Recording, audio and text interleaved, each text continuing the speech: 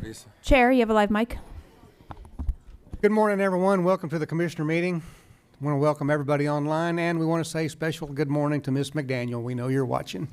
We all love you. Everybody waved to mother. She just sent me a text. She said, Bill, sit up straight.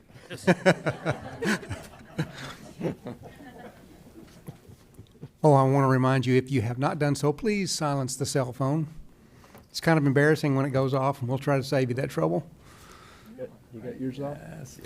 I better check. I was just checking with him because he always forgets. All right, Miss Patterson, what we got? Good morning. We will start with our invocation and Pledge of Allegiance. Our invocation will be by Pastor Joe Negron from Grow Church, South Naples.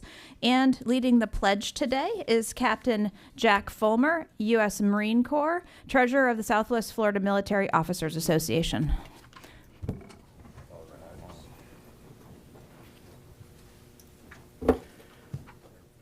Good morning. Let us pray. Lord, we invite you to take your place as King, as Sovereign King, as Supreme Ruler. We recognize that your ways are higher than your thoughts, are higher than ours. Therefore, we call on your divine wisdom, your divine strength. We ask for your perspective, Lord. Lord, as we pray, we ask that you would give wisdom to our commissioners, that you would guide them to all truth. Lord, therefore, we ask that you would just give us discernment, that you would even allow us to preserve your word as we do so. Lord, that everything that we do is driven by love and compassion for others. We ask that you would give us even the strength of and courage to be able to defend our county, Lord, and preserve it as one of the best places to live in America. We thank you, Lord, as we proclaim anything that the enemy has stolen from us, and we declare that no weapon formed against us will prosper. In Jesus' name we pray. Amen. Please remain standing, face the flag, hand over your heart or salute, and recite the pledge with me. I pledge allegiance to the flag of the United States of America and to the republic for which it stands, one nation, under God, indivisible, with liberty and justice for all.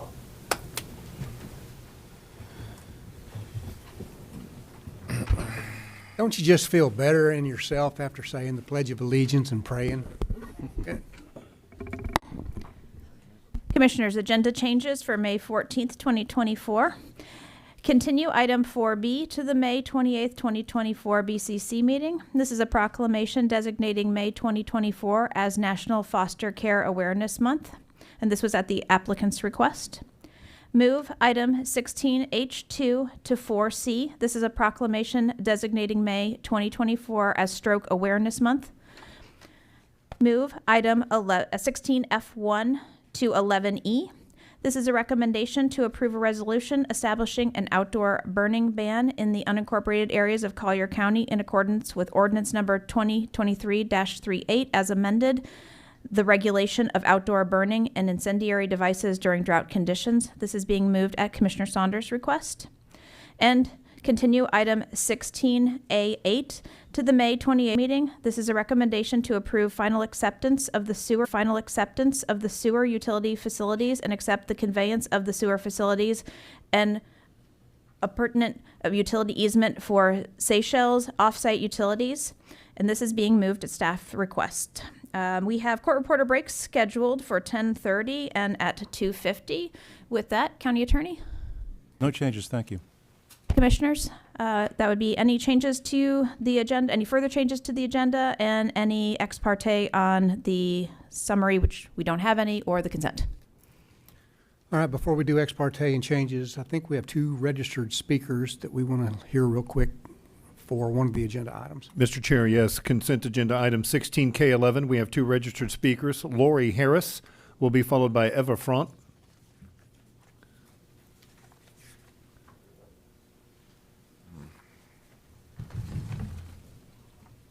Good morning, Commissioners. Good morning. Good to see you all.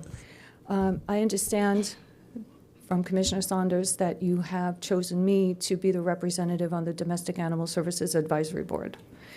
And I thank you from the bottom of my heart that you have chosen me for that position, and your faith in me to do it properly.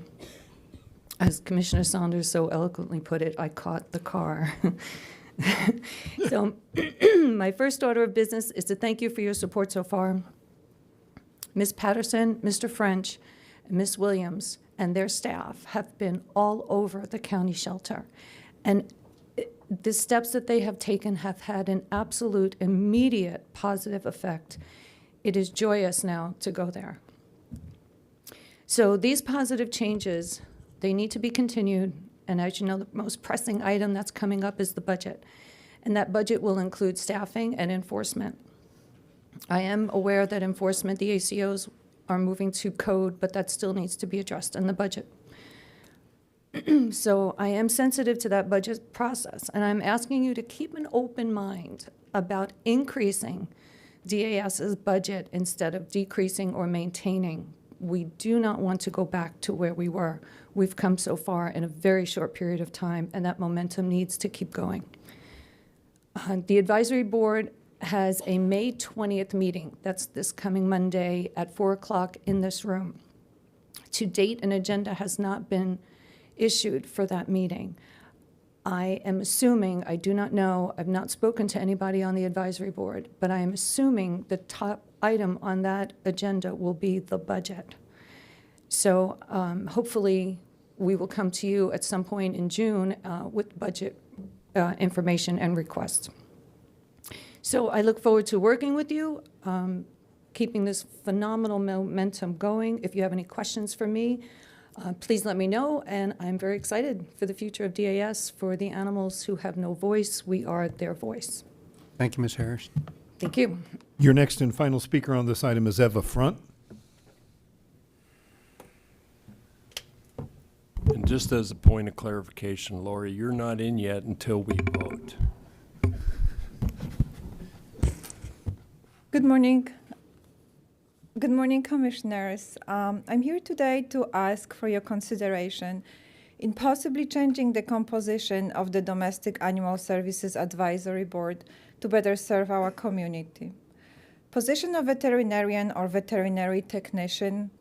Given the shortage of veterinarians in the United States, the existing professionals are overwhelmed with the amount of animals they care for, leaving very little time for extra activities.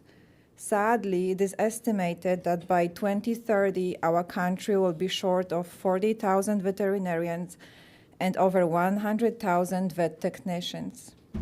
Please consider replacing this position with a Collier County resident with a proven record in animal welfare, commercial construction, and/or business.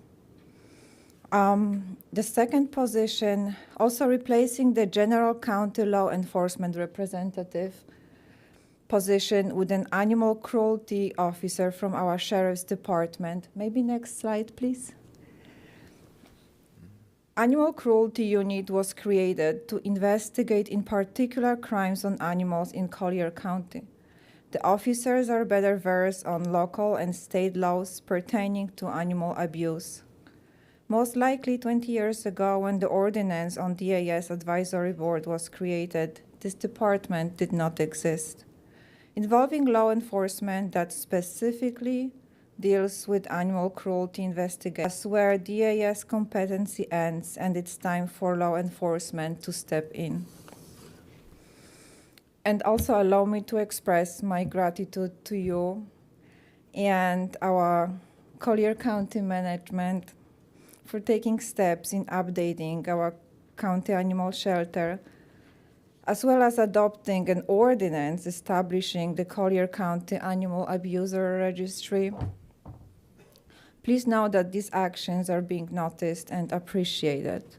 Thank you again for your vision and dedication. And that is our final speaker on the consent agenda, sir. All right, great. We'll get on to changes next parte. Commissioner Kowal, I have no changes and no disclosure for ex parte. Commissioner Saunders, No changes and no ex parte as well, Mr. Chairman. Commissioner LaCastro, No changes, no ex parte. Commissioner McDaniel. No changes, but I want it to be noted that I'm a no vote on items F10 and 11, and no ex parte either. I have no changes and no ex parte. If we could get a motion to approve today's regular consent and summary agenda as amended with the ex parte, or not.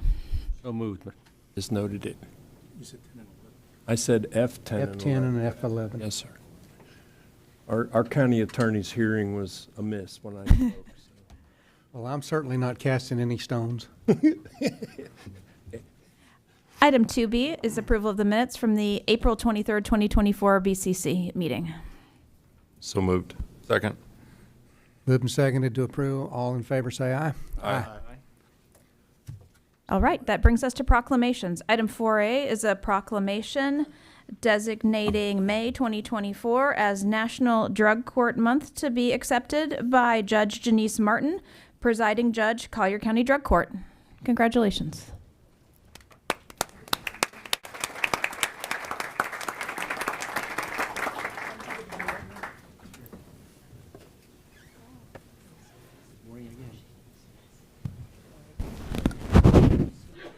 Bless you.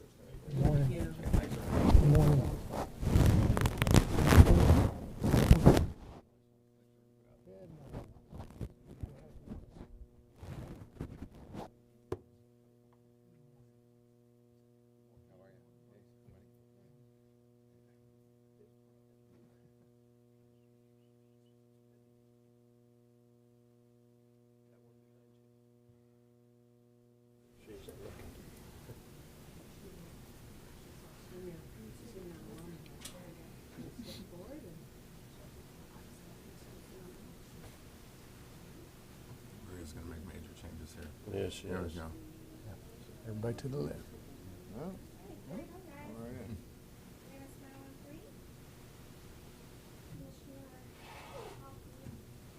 This way? Got to see his pretty blue Either coat. way.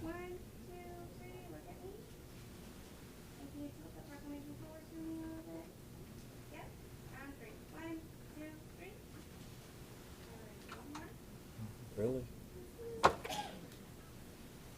The skinny shot. The skinny shot from up above.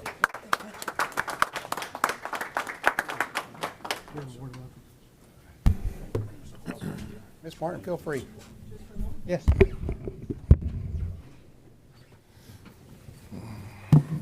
Mr. Chairman and Commissioners, good morning and thank you again for the honor of coming into the chambers here and being welcomed and for this proclamation. I have learned in my work in this field that addiction is isolation and recovery is community. And the five of you serve as the face of our community, and so when you welcome all of us in, that speaks volumes in terms of your support, your endorsement of what we do in trying to help these folks turn their lives around.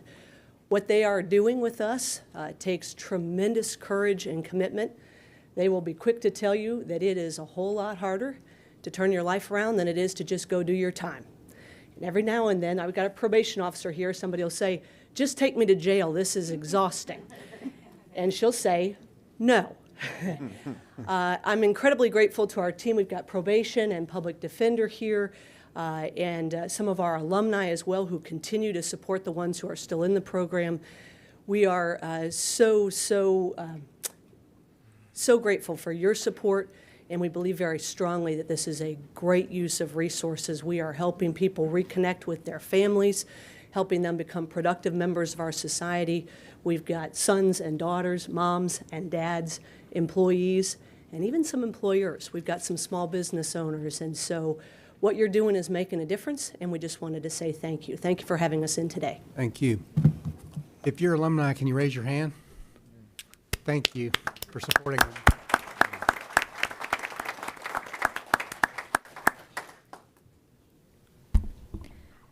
Item 4B is a proclamation designating May 2024 as National Foster Care Awareness Month to be accepted by Rick Jacobs, 4Kids Southwest Florida Executive Director, and Carol Davis, 4Kids Southwest Florida Partner Engagement Officer. Congratulations. Oh, wrong. No one can move. Yeah, well, that's the one that got moved as I just went ahead and read it. You know, Stroke awareness. if I'm not massacring somebody's name, I'm forgetting things that I moved myself. So sorry. apologies. So we'll see them next meeting. One allowed today. All right, here we go. Item 4C is a proclamation designating May 2024 as Stroke Awareness Month to be accepted by Scott Lowe, CEO of Physicians Regional Pine Ridge, and Carl Lesticow, CEO of Physicians Regional Collier Boulevard. Congratulations. There we go. Yep. So sorry. Congratulations. Congratulations. They brought them all. They got the whole heat on the thing. Put Amy in your stroke awareness program. Thank you very much. Thanks. Hey, how you doing? Hey. Congratulations. Yeah, thanks for it.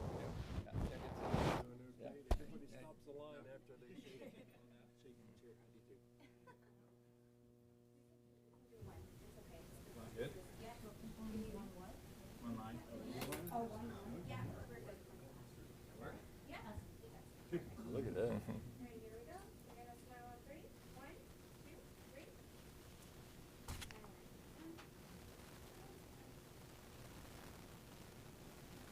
Thanks.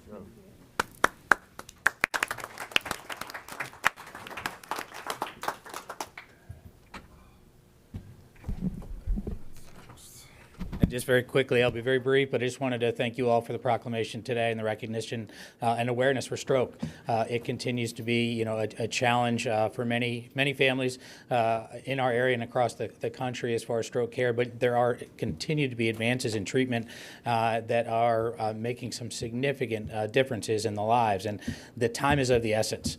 So as our healthcare community continues to grow and advance and develop that care, we just want to make sure that the community knows of that what's available to them at Physicians Regional with the comprehensive stroke at Pine Ridge and the primary stroke designation at Collier.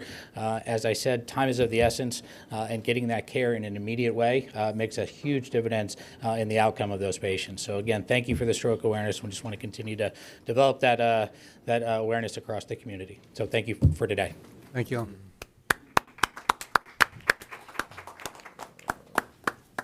Item 5A is Artist of the Month. If I can turn your attention to the back of the room, I will tell you about our May Artist of the Month.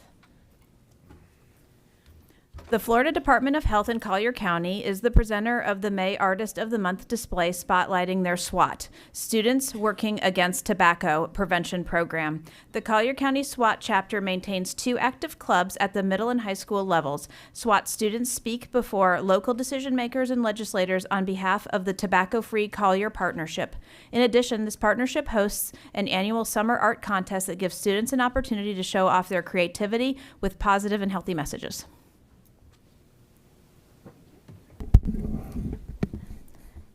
That brings us to item 7, public comments on general topics not on the current or future agenda. Troy. We have 4 registered speakers at this time. Your first speaker is Tom Despard. He will be followed by Carol DiPaolo.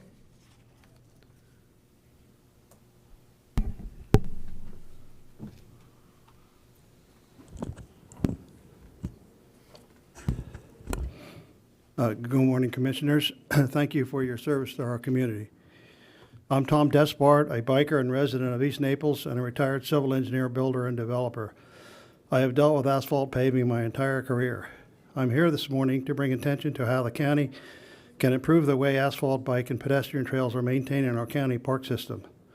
I've been in contact with staff regarding the trails in Sugden Park and East Naples Park and have recently been overlaid by 3 to 4 inches of new asphalt paving, leaving the edges of these trails with drop-offs, creating unsafe conditions for bikers, walkers, joggers, baby carriages, and wheelchairs. Staff has indicated that this issue will be addressed in both parks by sand filling installed around the edges of the new paving. Hopefully, this work will include soil and seeding or sodding. Due to its urgency and scale, I have recommended this work be done by outside contractors rather than park maintenance personnel. However, the larger issue is how to most effectively maintain the asphalt trails in our county parks. Best practice dictates that these trails need to be smooth and also at the same level as the surrounding grade and lawn areas, and all done in an economical way. Having ridden these trails for the past 7 years, I believe that they could have been repaired by scarifying, that is, grinding or milling with a scarifier the size of a lawnmower, as well as patching their surfaces as needed. A 1-inch topping might have been applied to parts of these trails after scarification and patching. Asphalt trails that have totally failed need to be removed and replaced with new asphalt.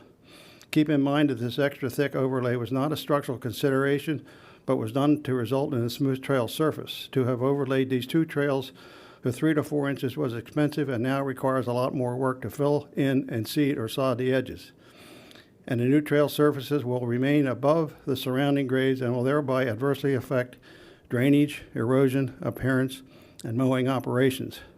I would be glad to interact further with staff about their approach to maintaining our park trails. I told them I would be here today and will send them a copy of this transcript. I will send you a copy to you all upon request. Are there any questions or comments? No, thank you for Thank you. bringing that to our attention. I see the manager's kind of shaking her head up. Yes. Yep. I apologize, Mr. Oh, go right ahead.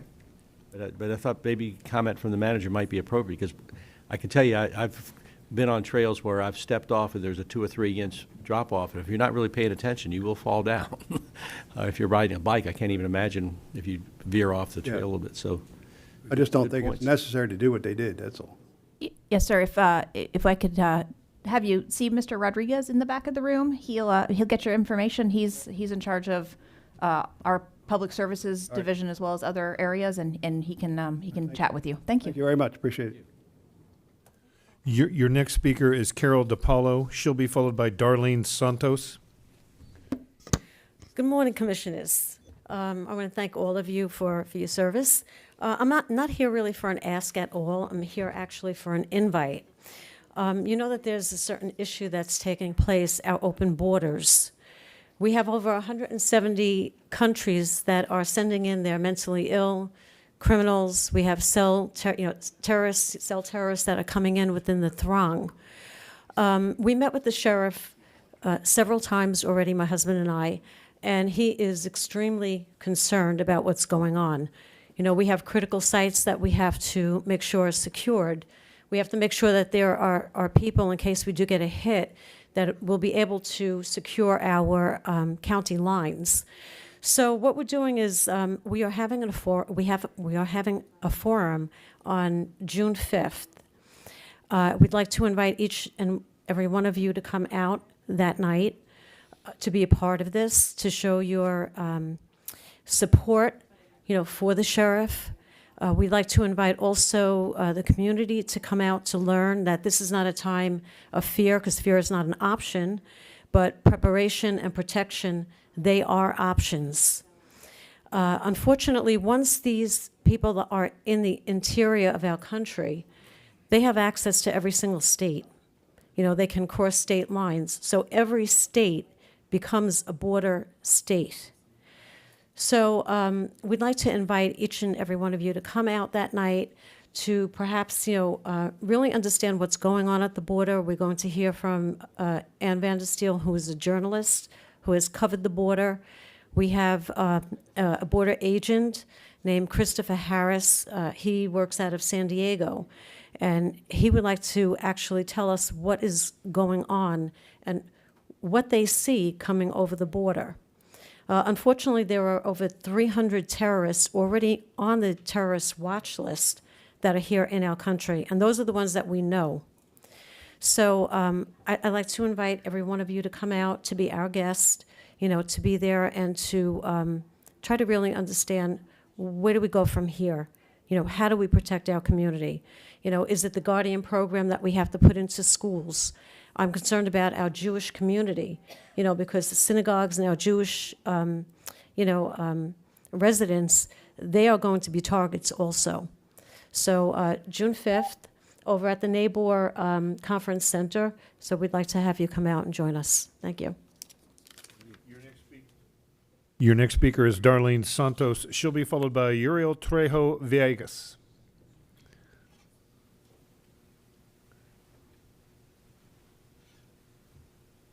Good morning, Commissioners. Glad to be here. I had to make a decision. I either, go to work or come here. So I thought a presence would be better than donating the money I would have made. And it's all for the animals. Anyway, I am Darlene Santos, a Collier County resident for the past 12 years and big time animal lover. I've been fostering since 2016. And then I just recently sort of began to learn about domestic animal services. And I just want to help, which is why I'm here.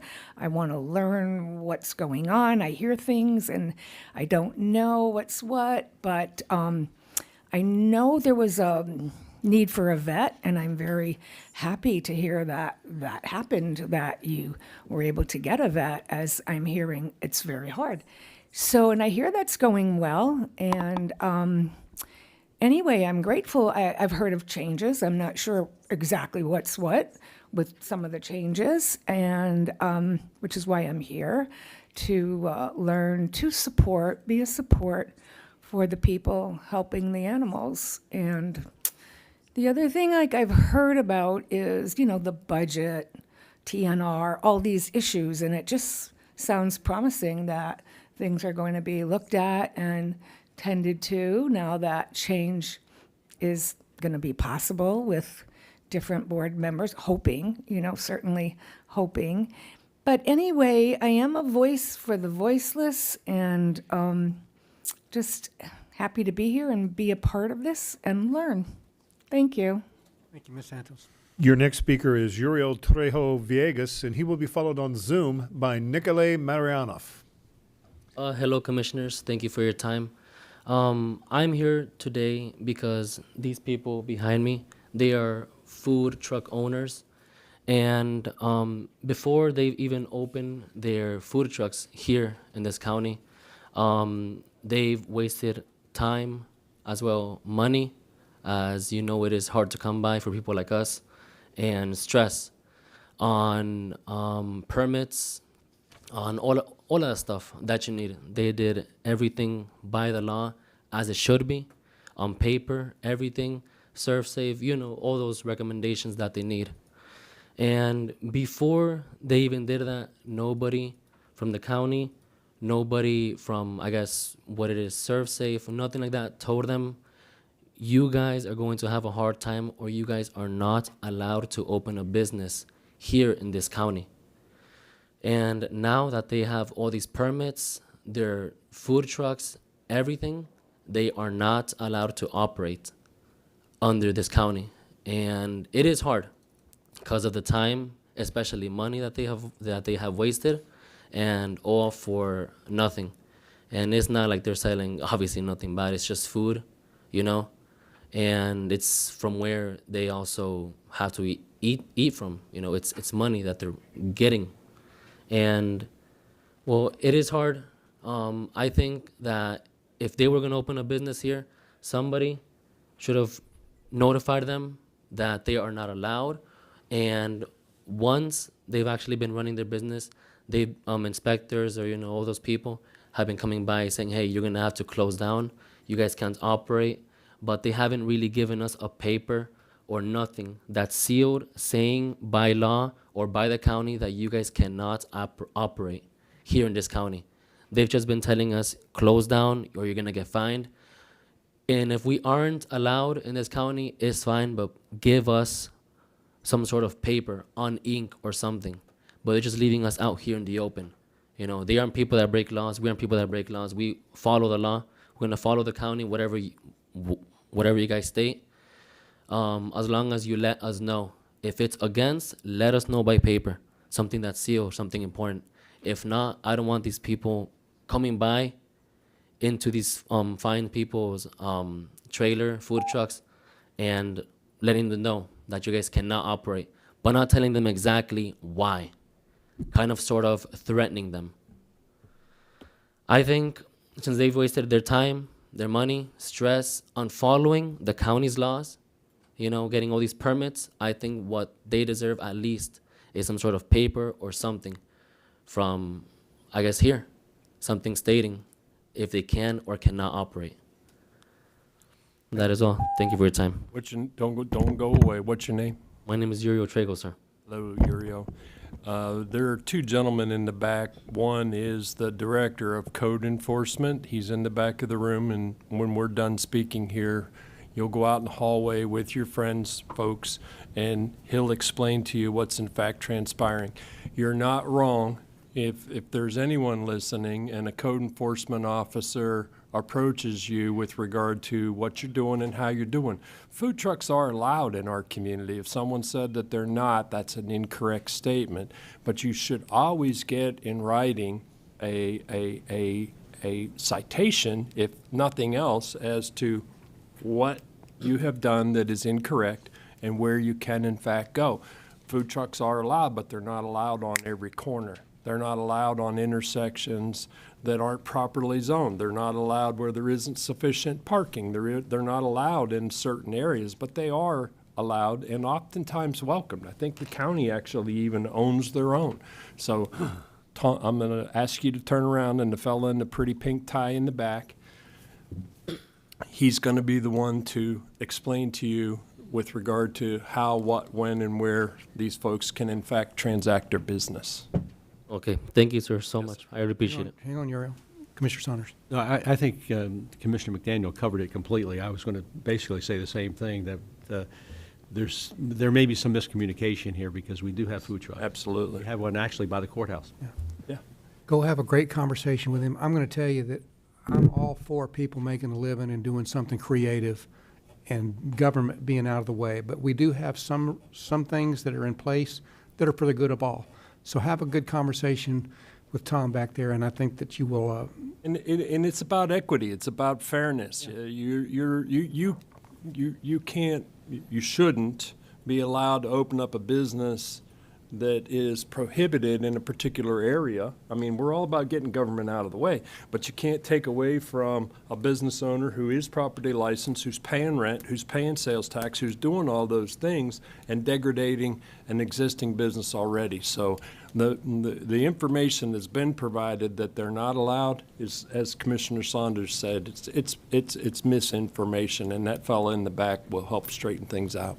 Commissioner LeCasse. I was just going to add the biggest confusion in my district with food trucks is having a permit doesn't give you a blank check to just park your truck wherever you want. And that's the biggest misconception. Hey, I got all the paperwork, and then I heard there was a soccer game over there. There's a bunch of people at the beach over there, and so the truck's going where the people are.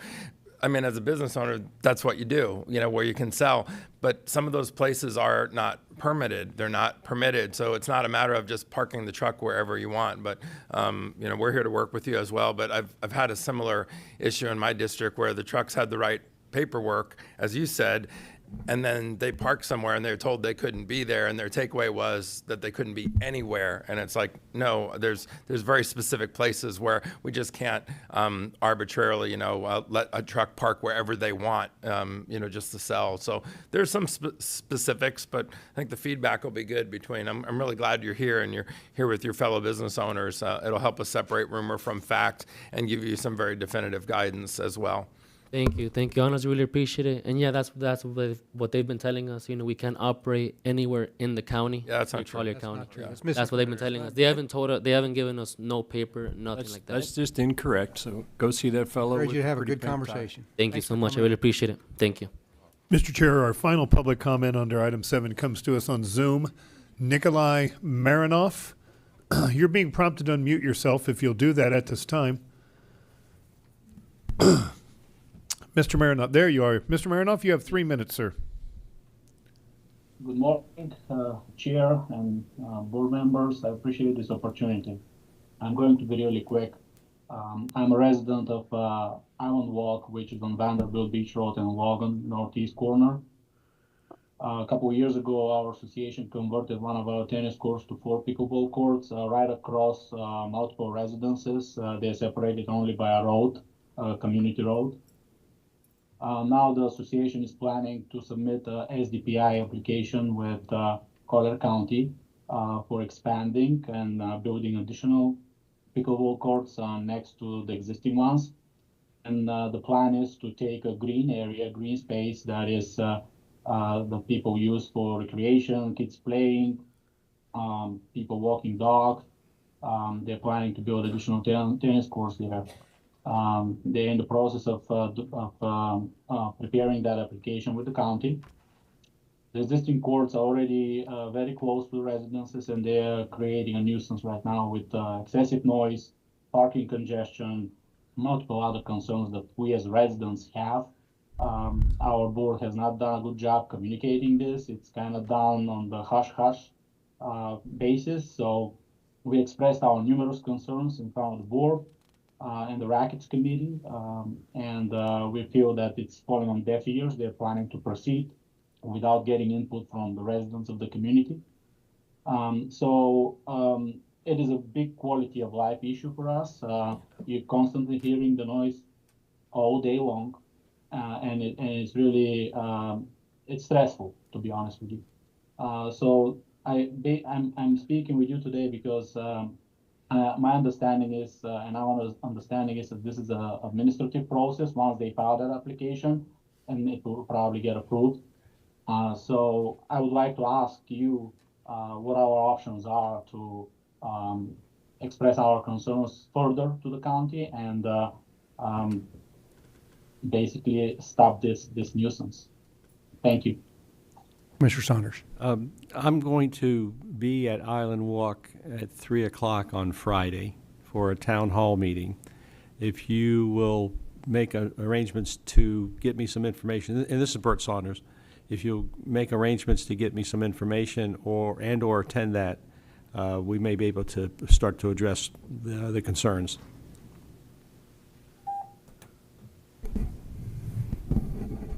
That's all the speakers we have at this time, sir. Great.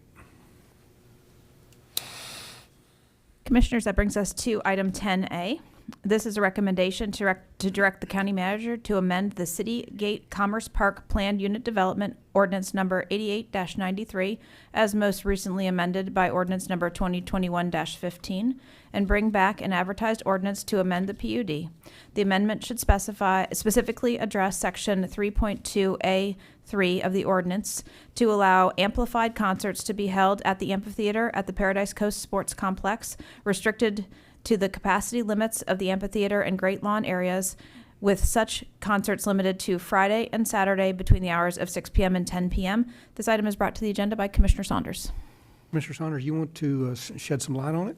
Yeah, just real quickly, and I wanted to have a conversation, not necessarily resulting in this type of an amendment being approved, but I wanted to have a conversation concerning concerts at the park, and I think we've all from time to time attended concerts there, and it has always seemed to me, rather, that the best place to have a concert at that park is in the stadium, so that the fans, the people that are there for the concert will have a comfortable place to sit, and everything is much easier there.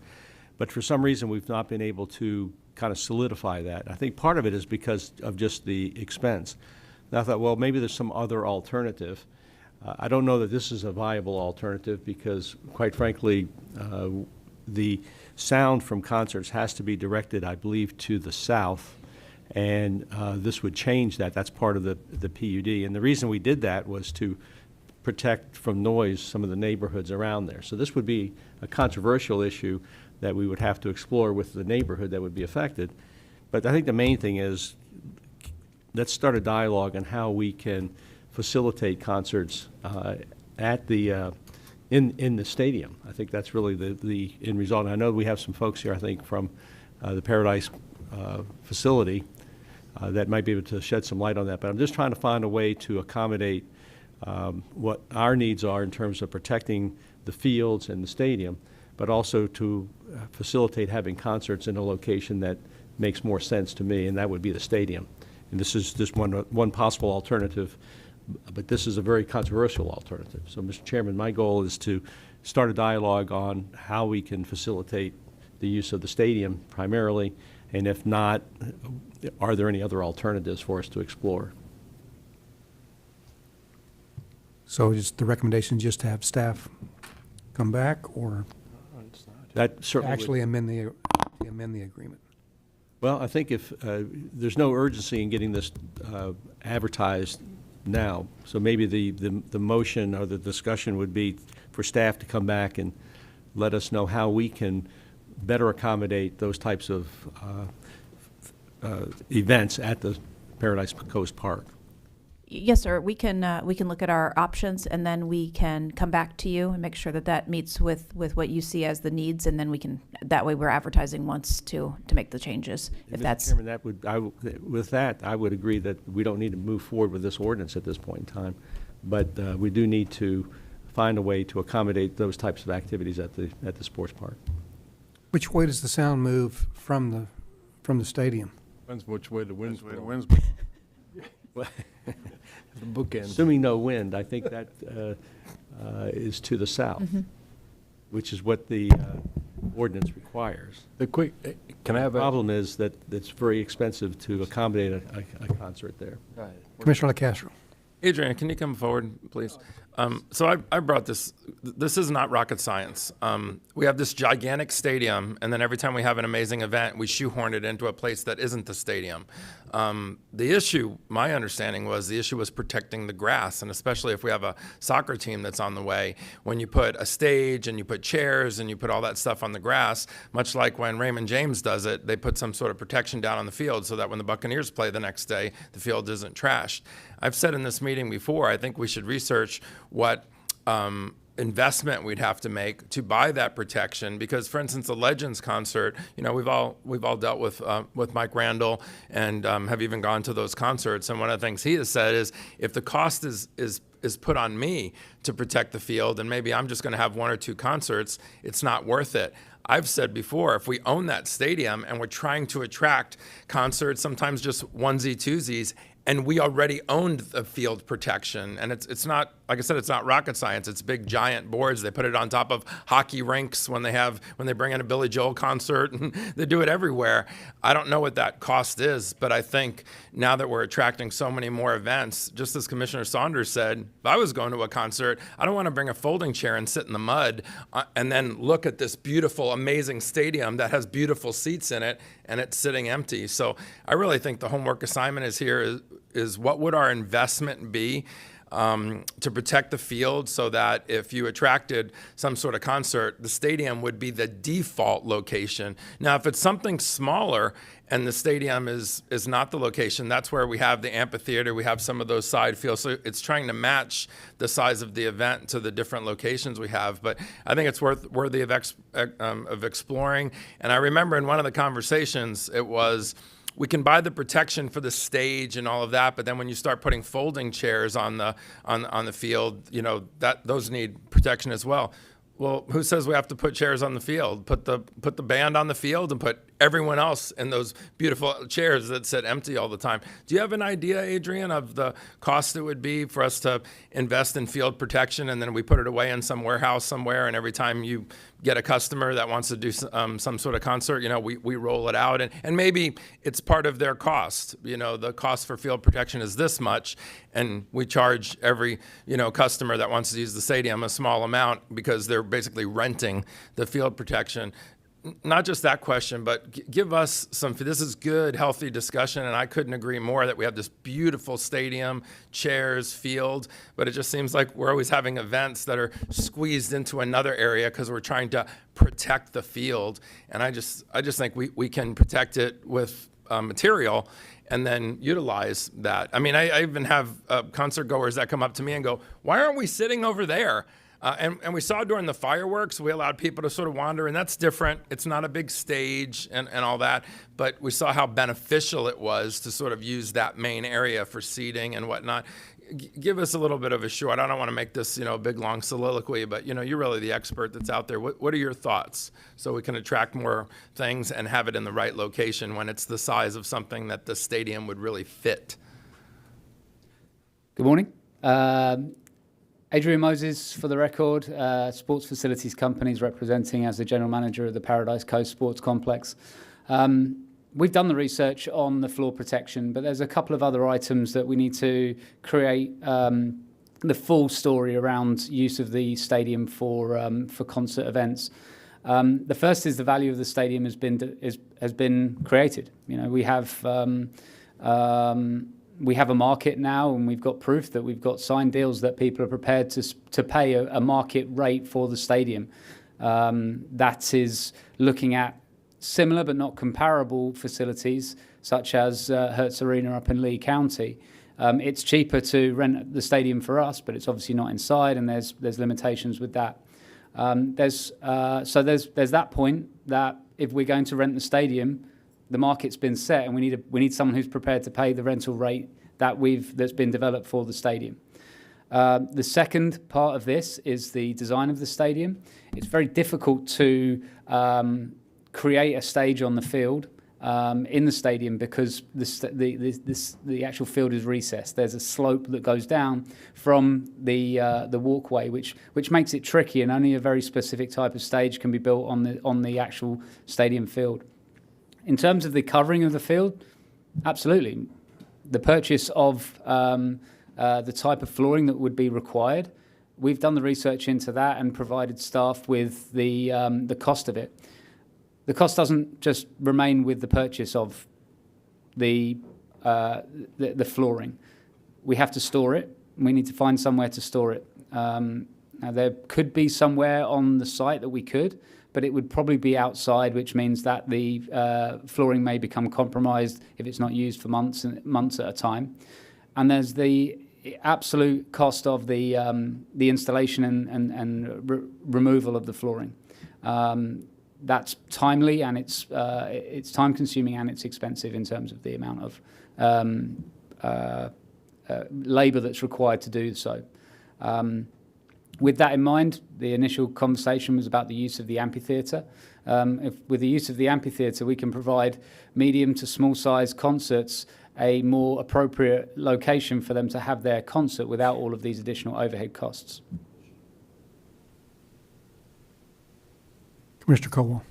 Thank you, Chairman. Well, this is a perfect example of poor planning, I think, on the design of this particular facility. And we built an amphitheater, we can't have amplified sound in because it's facing the wrong way. I guess if we never built the amphitheater, we'd have enough money to buy the protection for the field. So, I mean, I get it, but, you know, at some point, like I said, sound travels with the wind. You know, we don't know which wind's going to be blown on what direction on the day of a concert anywhere in the park. If it's blowing north, guess who's going to hear it? North, regardless of where your ordinance says it should go or not go. I mean, it makes no sense to have an amphitheater we can't have amplified sound at, that we spent taxpayer dollars to build. So, I mean, and I know how, you know, the labor to put the down on the field, these protection things, it's a lot of costs and a lot of manpower to us as a county every time somebody wants to rent the stadium.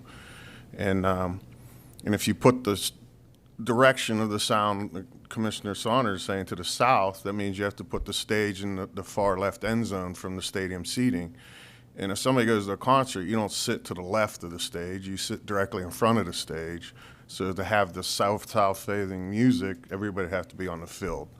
And you wouldn't really utilize the really nice seats in the stands as much because would be to the left of the stage and not directly in front of it. So I think, to me, common sense, you have an amphitheater. I think an amphitheater should have amplified sound, and I think the citizens of Collier County deserves that, to use it. They spent the money to build it. So I don't know why this is even an issue, but that's my opinion.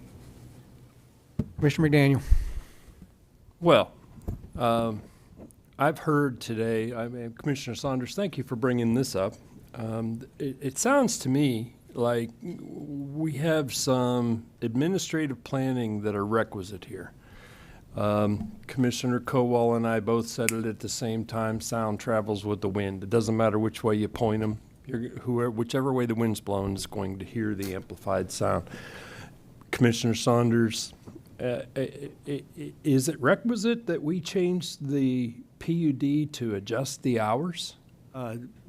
It would be a requirement, and Mr. Bosey, I think, is there. The PUD document provides that amplified sound can only be directed, I believe, to the south, if I'm not mistaken. That's correct, but the hours of operation is my question, sir. And the hours of operation, they're a little bit broader, I think.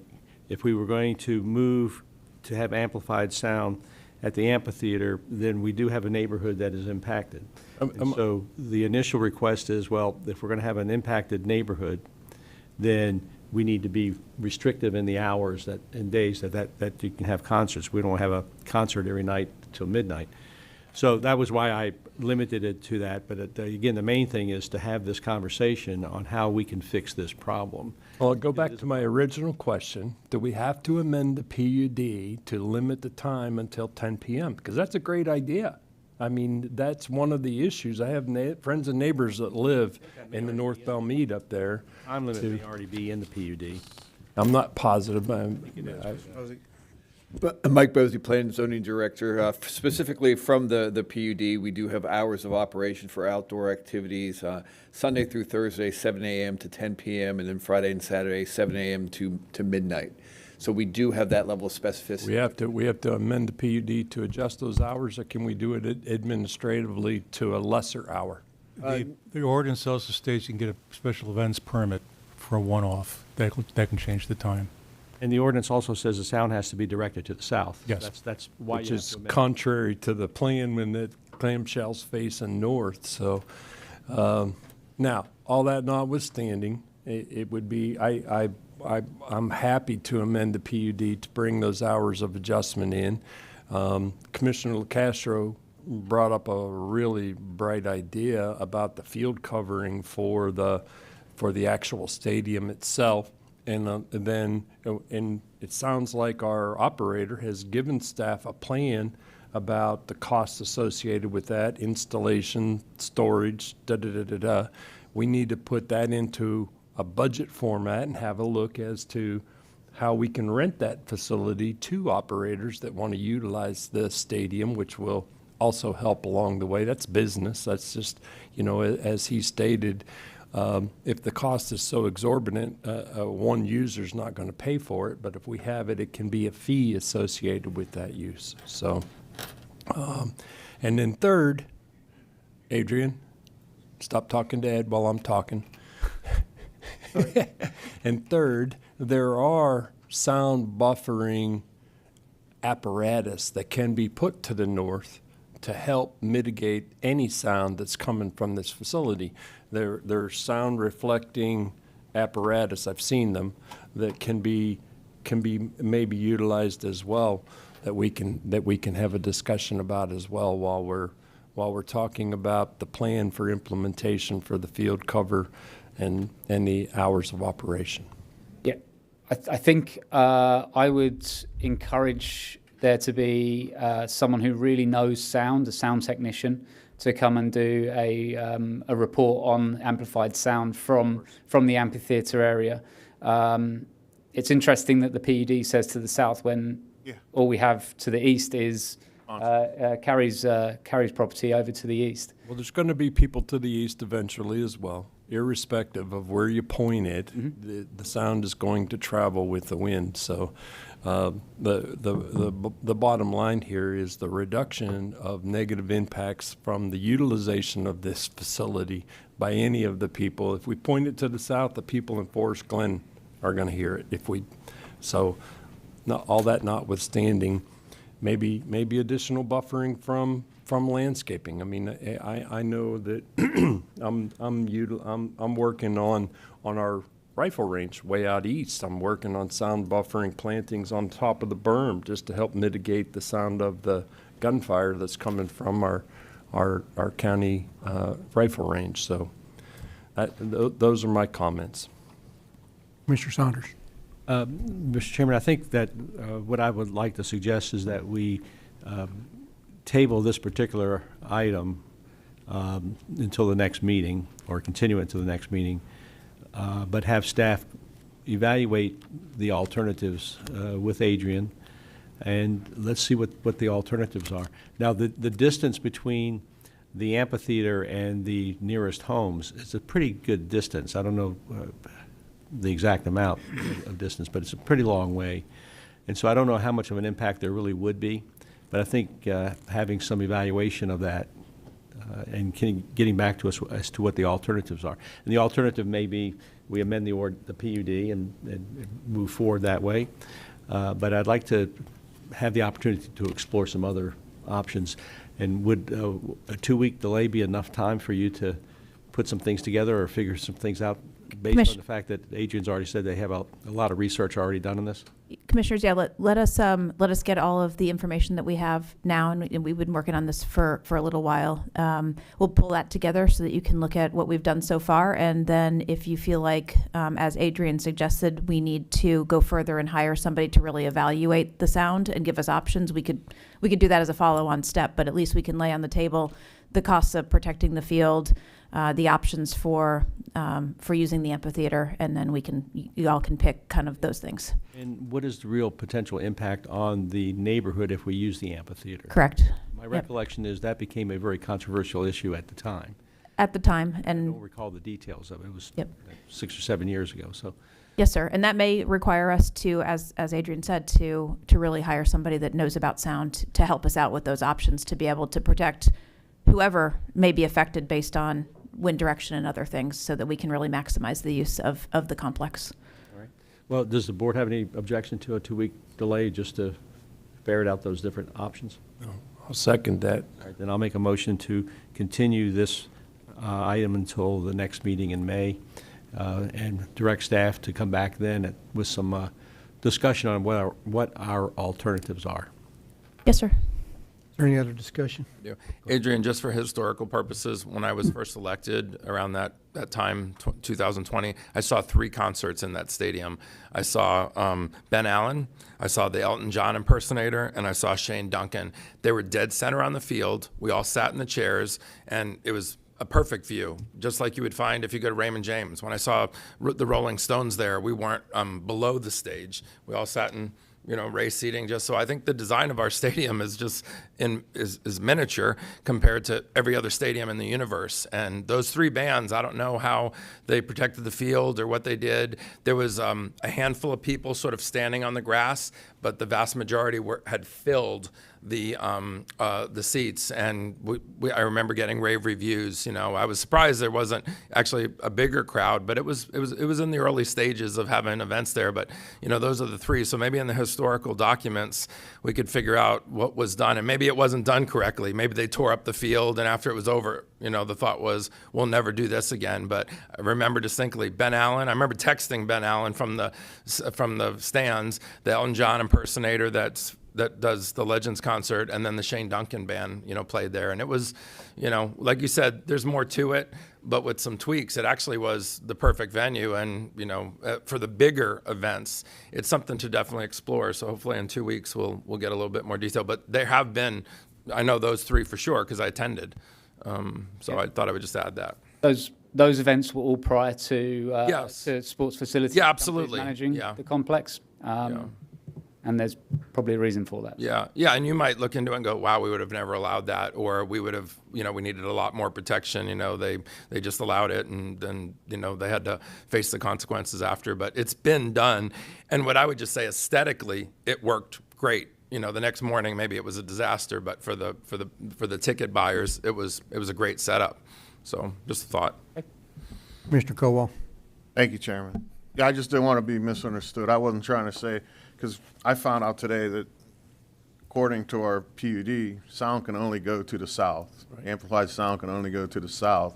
And in that configuration, what you're talking about, Commissioner, that would be sound going to the west.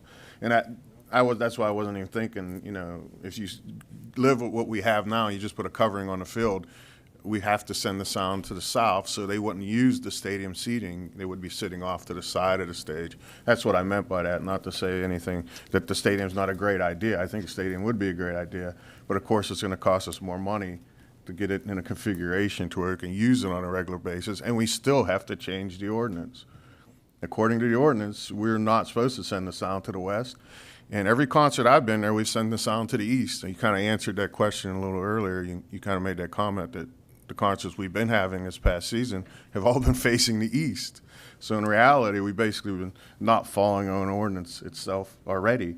And I don't know if we've had any complaints to that yet or not, but I think we're faced just about every direction. So I don't know why north is left off at this point. So, and it would make sense to use our amphitheater, because that's what it's designed to be used for.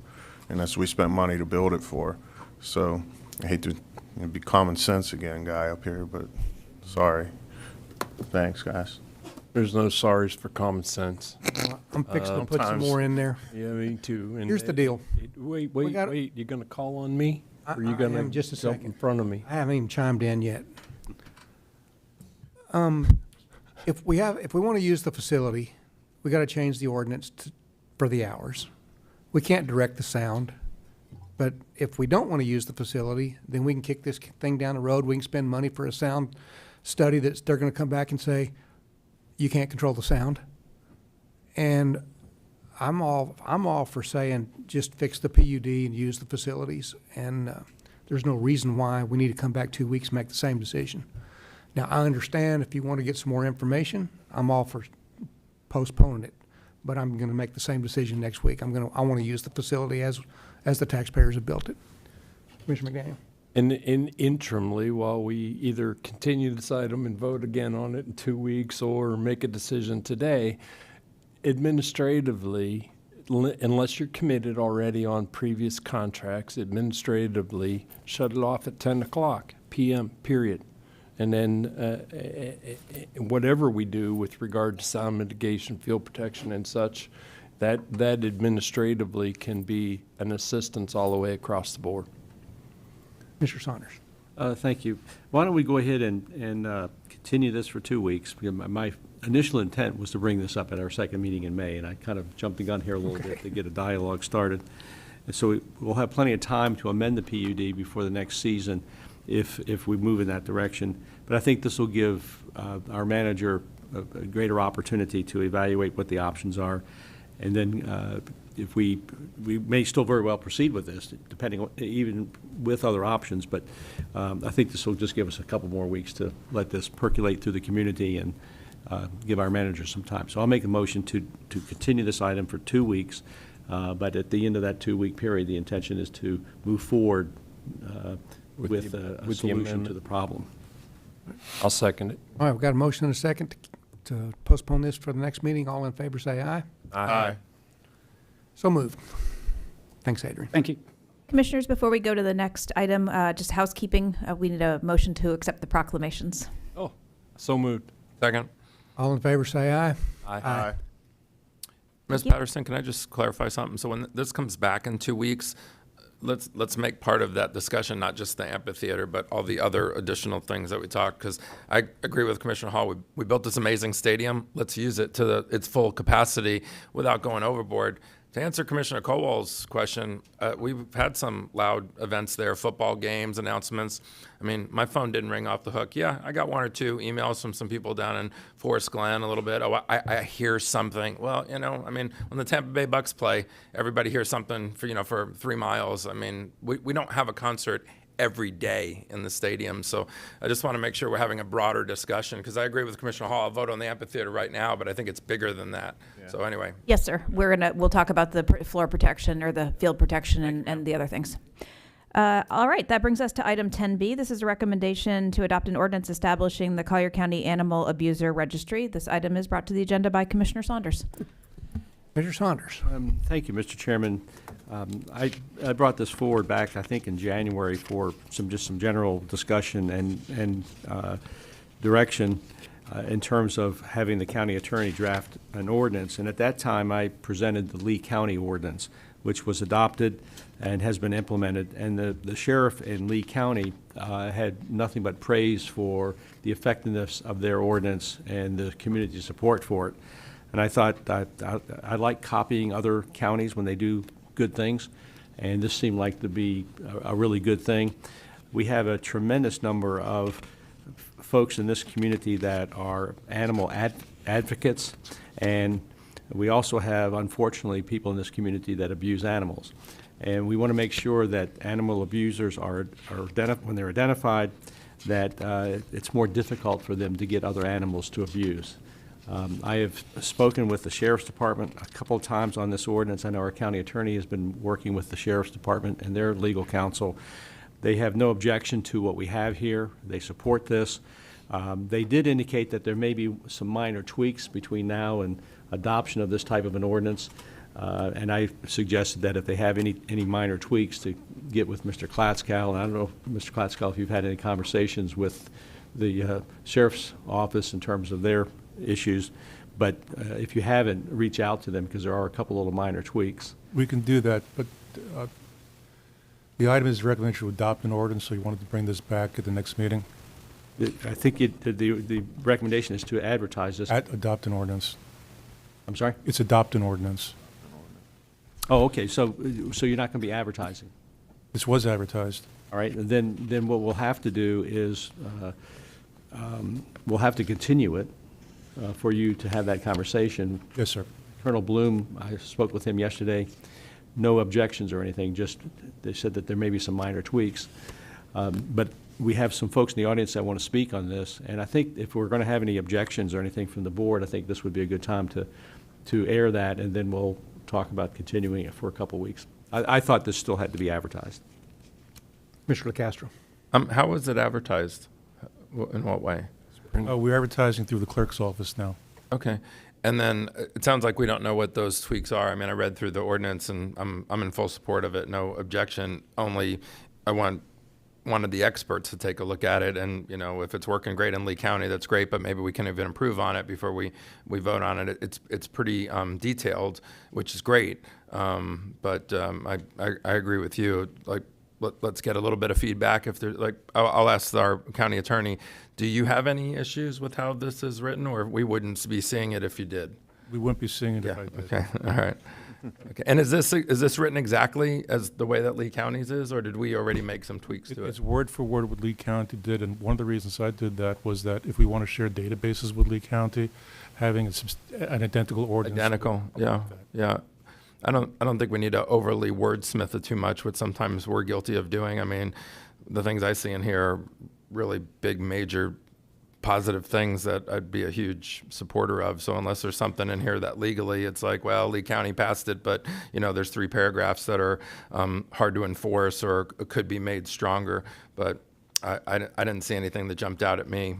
I'm very impressed by it, and have been reading all the stuff in the news by it. So I have no objection. But Mr. Saunders. Do we have any speakers? I have one registered speaker for this item.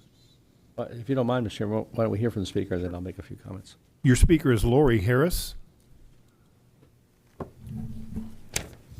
Who's she? What does she have to do with any of this? Do we vote on anything? No, and now you're in, so be careful. Here we go.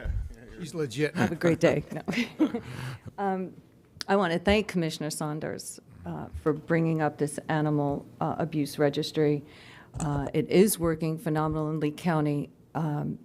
What I would love to see is this go through every county in Florida, have it cross-referenced. So when someone comes in to adopt an animal at Collier County DAS, what they do is a quick background check. They're looking for anything out there, court dates, stuff like that. If nothing is glowing, this person adopts an animal. And there are sometimes we know that animal's coming back, or we know it's a bad adoption. We do our best to kind of weed them out, but this would help tremendously. As the pastor said, Collier County is the model county for Florida. I need it to be the model county for the animals of Florida as well. So I ask you to support this, and what I would love to see is, in addition to this registry going out county-wise, being the model for Florida, why not also have our domestic animal services be the model for every other county in Florida? Lee County, we call the slaughterhouse. They put animals down there at an alarming rate. They just don't have the services. Same with Hendry County, Seminole, Marion County, I can go on, Clewiston, I mean, they just put them down. So if we can get some policies and procedures, incorporate an animal registry, and roll this out all over the state of Florida, it would be amazing. So thank you for your time. Thank you. Commissioner Castro. Ms. Harris, just a little bit of a sidebar.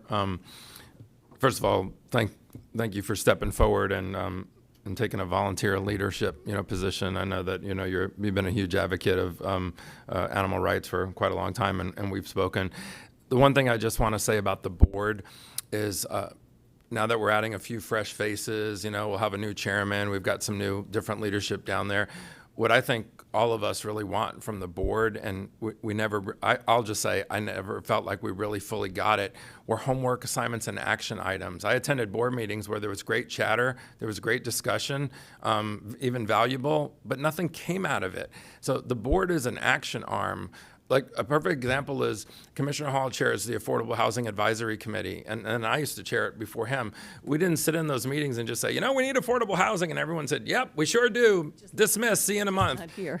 So it was like, okay, what are the 4 things that we're going to do? And I can tell you, I personally said multiple times to the former DAS director and even other people that held leadership positions there, the chairman of the board doesn't need to say Mother May I or to get anybody's permission. I mean, yes, you work through the county manager, but I was disappointed that we didn't hear from that person on a fairly regular basis. Yeah, getting an email every once in a while, but taking that podium, maybe standing side by side with the DAS director and giving us some of the big nuggets. We would hear so many complaints about DAS, but nothing would ever really sort of come back to us. Or we would hear, oh, the board cut the budget, and then we would sort of look at each other and say, we didn't do anything. We didn't keep a veterinarian from being hired down there. So anything you can do to put some juice into the board, and that they need to be a working body that drives things to the director, that drives things to the county manager, and in the end,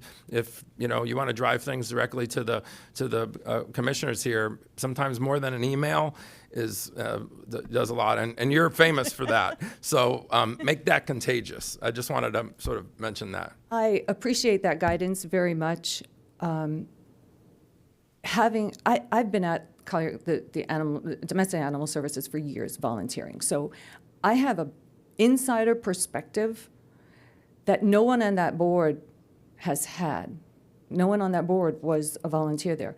So I'm hoping, with my experience and my relationship with the other volunteers there, we will bring forward the issues. We do know what they are. We live them every day. So I'm hoping we will continue the positive progress that Ms. Patterson has put forth. It's been amazing. Let me just add too, the recommendations. One of the critiques we had for some other groups, and there again, I'll use Affordable Housing Advisory Committee, senior leadership on the board just coming here and telling us, DAS is horrible, everything's bad. The board when you're a volunteer on the board, and this, so I say again, make this contagious to the other board members.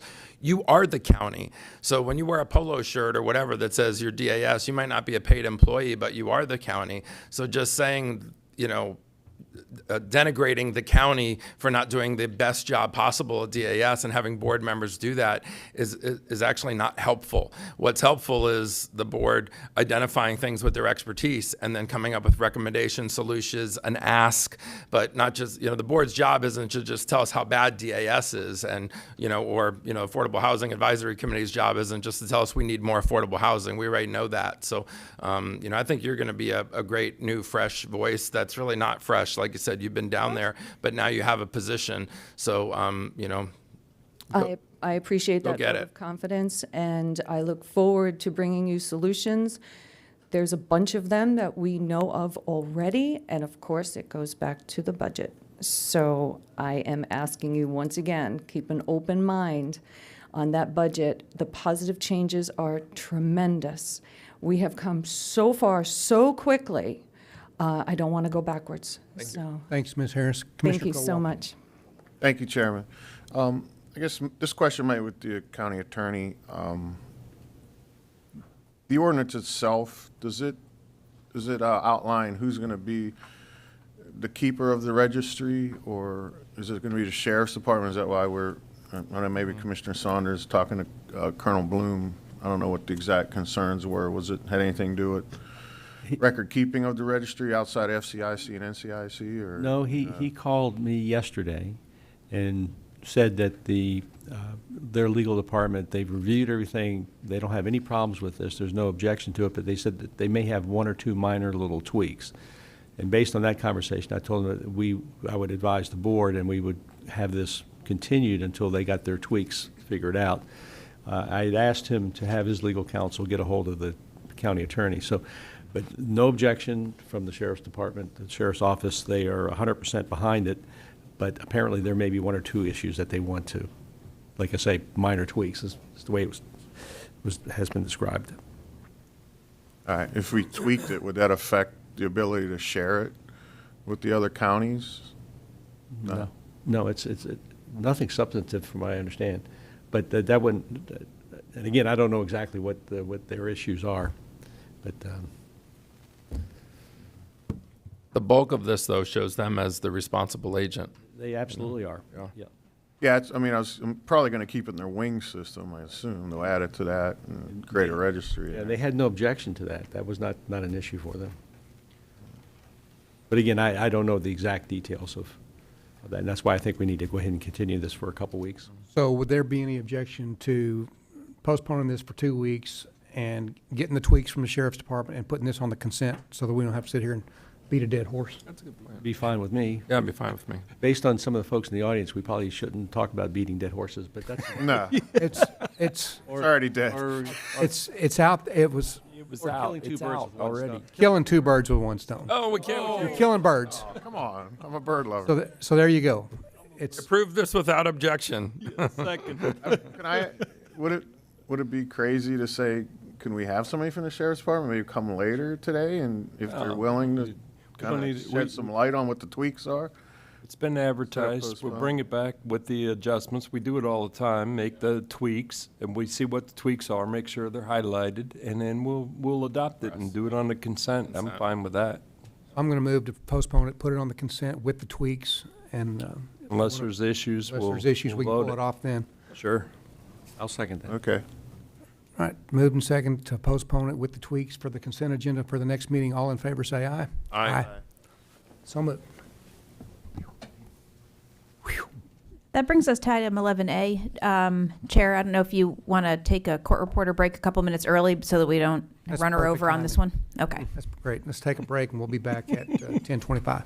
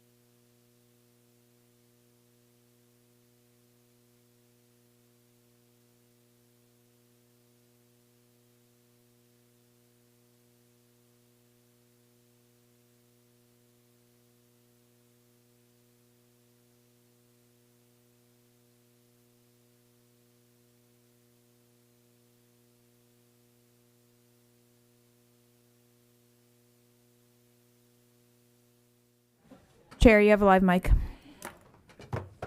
All right, Ms. Patterson, what's next? We are now at item 11A, which is a recommendation to provide staff direction on the board's request for staff to gather input on the community's desire to allow for legal renting of guest houses within the urban estates zoning district based upon the conclusions provided for within the guest house rental white paper. Mr. Mike Bosey, your director of zoning, is here to present. Morning again, Mike Bosey, Planning and Zoning Director. I'm going to give you a brief overview of the request that the Board of County Commissioners made of staff on February 14th of 2023. They discussed an item about potentially of renting of guest houses within the urban estates, not the rural estates, but the urban estates. Those are the ones that are west of 951.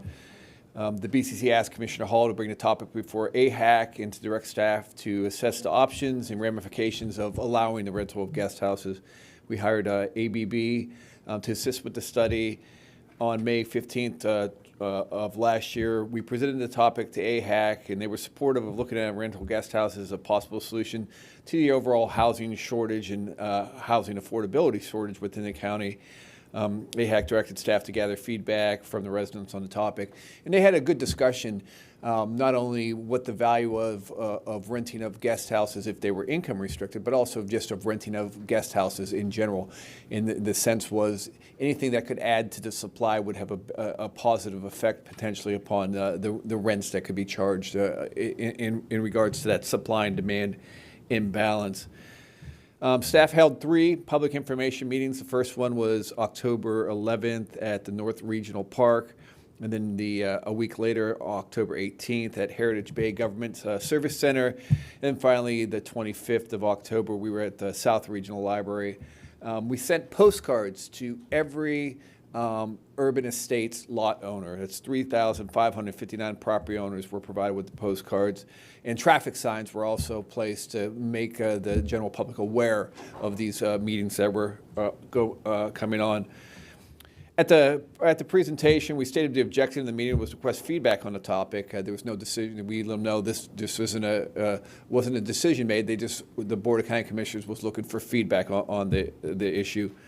Gave a little bit of background on the study and showed the map of the area. It explained what a guest house is and the current LDC regulations that prohibit the renting of guest houses. We talked about ramifications related to affordable housing, the property appraiser's homestead exemption versus non-homestead exemption, and how that could have an effect upon the individual properties, tax implication, and state statutes. We also had a survey question that we asked the people to participate.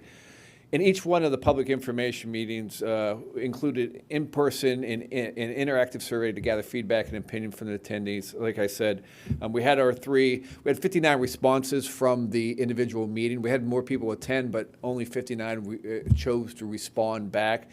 And then, so we left the online question available for anyone who wanted to participate. We did have a request that they have to provide their address so we can confirm that they had a relationship to the urban estates. And we got an additional 76 survey responses. Overall, 134 surveys came back. It's a 3.8% response rate, not the greatest, but we did everything we could to try to participate or to try to solicit more participation within it. The questions were, currently, do you have a guest house on your property or under construction? If yes, would you be interested in renting your guest house on an annual basis? If no, would you construct a guest house on your property if you were able to rent it on an annual basis? Would you participate in the renting of the guest house or construct one if it was only for income restrictions? And should guest houses have the ability to be rented as a short-term rental? Side note on that, if the board does direct staff to move forward with the renting of guest houses, the state statutes prohibit us from putting a timeline or duration upon it. So we were just trying to get the feedback because we wanted to make the participants aware that if we did move forward, if the board did direct to move forward, that they could not restrict it to say 6 months or 1 month or even a week only. The state statutes just would prevent us from placing that type of a regulation on it. And we wanted the people who are participating in the survey to understand that so they would understand the full ramifications of what they're responses were related to whether they supported the initiative or not support the initiative.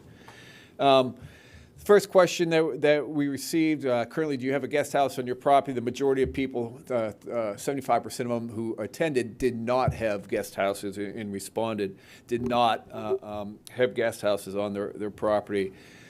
Of those that did have guest houses, a 31% was in favor of renting of guest houses. The majority of half of the responses, it was not applicable because they did not have guest houses. But then that leads to this question. If no, would you construct a guest house on your property if you were able to rent it on an annual basis? And the people who did not have guest houses said, if we were allowed to rent our guest houses to market rate, I would build a guest house. So that was a positive endorsement related to the renting of guest houses. This question was pretty resounding in terms of the response. Would you participate in the renting of the guest houses or construct one if it was only for income-restricted tenants?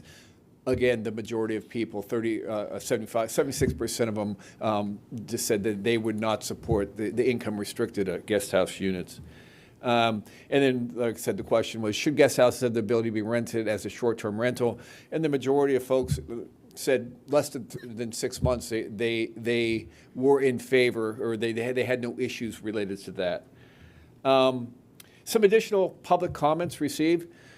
Why not allow the rental of guest houses in rural estates east of 951 or other areas of the county? It's one of the things that in each one of our meetings, we had members from the rural estates show up, and they were wondering why it was only restricted to the urban estates. I explained to them, staff explained to them that this was a test pilot that the Board of County Commissioners was, one, seeking feedback from the community as to whether this would work or not, and two, that they wanted to, if they were to move forward with it, they could have a better evaluation of the effectiveness and some of the issues that would be associated with it before they could extend it to the rural estates. Also, the questions was possible to defer impact fees associated with the new guest house. We provided information that we got from the property appraisers and the tax collector, as well as what benefits could a property owner receive if they rented it as an affordable unit. There are some tax breaks that are allowed for if it is income restricted. But there was concerns that were expressed about property taxes, and then also, obviously, I think everyone would recognize the possibility of nuisance and code enforcement issues was an underlying concern for some of the folks who participated within the public information meetings, as well as responding to the surveys. In December of last year, we took the results in the white paper that was an attachment to the executive summary to AHAC. Commissioner Hall made a motion to recommend that ADUs rental, that it's desired to increase the supply and allow ADUs in the urban estates. Also recommended exploring the idea within the rural estates, that it be offered to homestead properties and the homestead exemption remains. This is key, I thought, and it was part of the discussion that we had with the general public. If we make if the guest houses are allowed to be rented, but they're only allowed to be rented on homesteaded properties, the majority of the community felt that you have a built-in interest of making sure that these guest houses are kind of operating within the acceptable demeanor of the neighborhood, because the property owner who owns that land is living and has a homestead exemption for the primary house.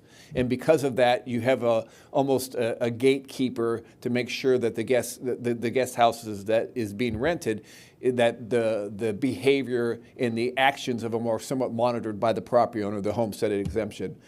So that was another key component, and it was one of the recommendations that came from the recommendation of AHAC.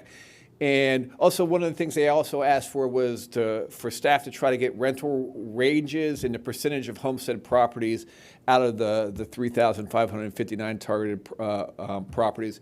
And it was a unanimous recommendation from the AHAC. And just on that last question about, there was 2,752 improved single-family parcels within the urban estates. 57% of them were homesteaded properties. So basically, right now, what you're saying is if you made the decision to move forward with the renting of guest houses on homesteaded properties, 1,560 potentially would be the max that would be allowed. So because of that restriction, because it has to be homesteaded. So the order of magnitude is not a flooding of the market in regards. There is a limitation in terms of the impact this can have. Rental rates were a little bit tougher to come by. One, because you can't rent guest houses, so we had to look at the primary house that was in the urban estates, and the rates were, and these rates were generated last year. So I think maybe there may be somewhat of a pullback, but $4,770 for a 2-bedroom unit. $5,870 for a 3-bedroom, and then $6,323 from a 4-bedroom unit. Most of these are urban estates or some rural estates, but they're the primary house, so it is a little bit overinflated compared to what we would expect the rental of the guest houses, because the guest houses are obviously only allowed to be 40% of what the square footage of your primary structure is. So that corresponding reduction in square footage will have an effect upon what the market would command. And in that, staff is seeking direction from BCC to amend all relevant codes to allow for urban estate guest houses to be able to be rented and coordinate with the tax collector and the property appraiser. And the last bit I would seek some direction is, because the Board of County Commissioners did ask us to open up the Golden Gate area, the rural estates master plan, and we have right now we're servicing the Easton 951 2.0 committee that's dealing with issues relevant to that area.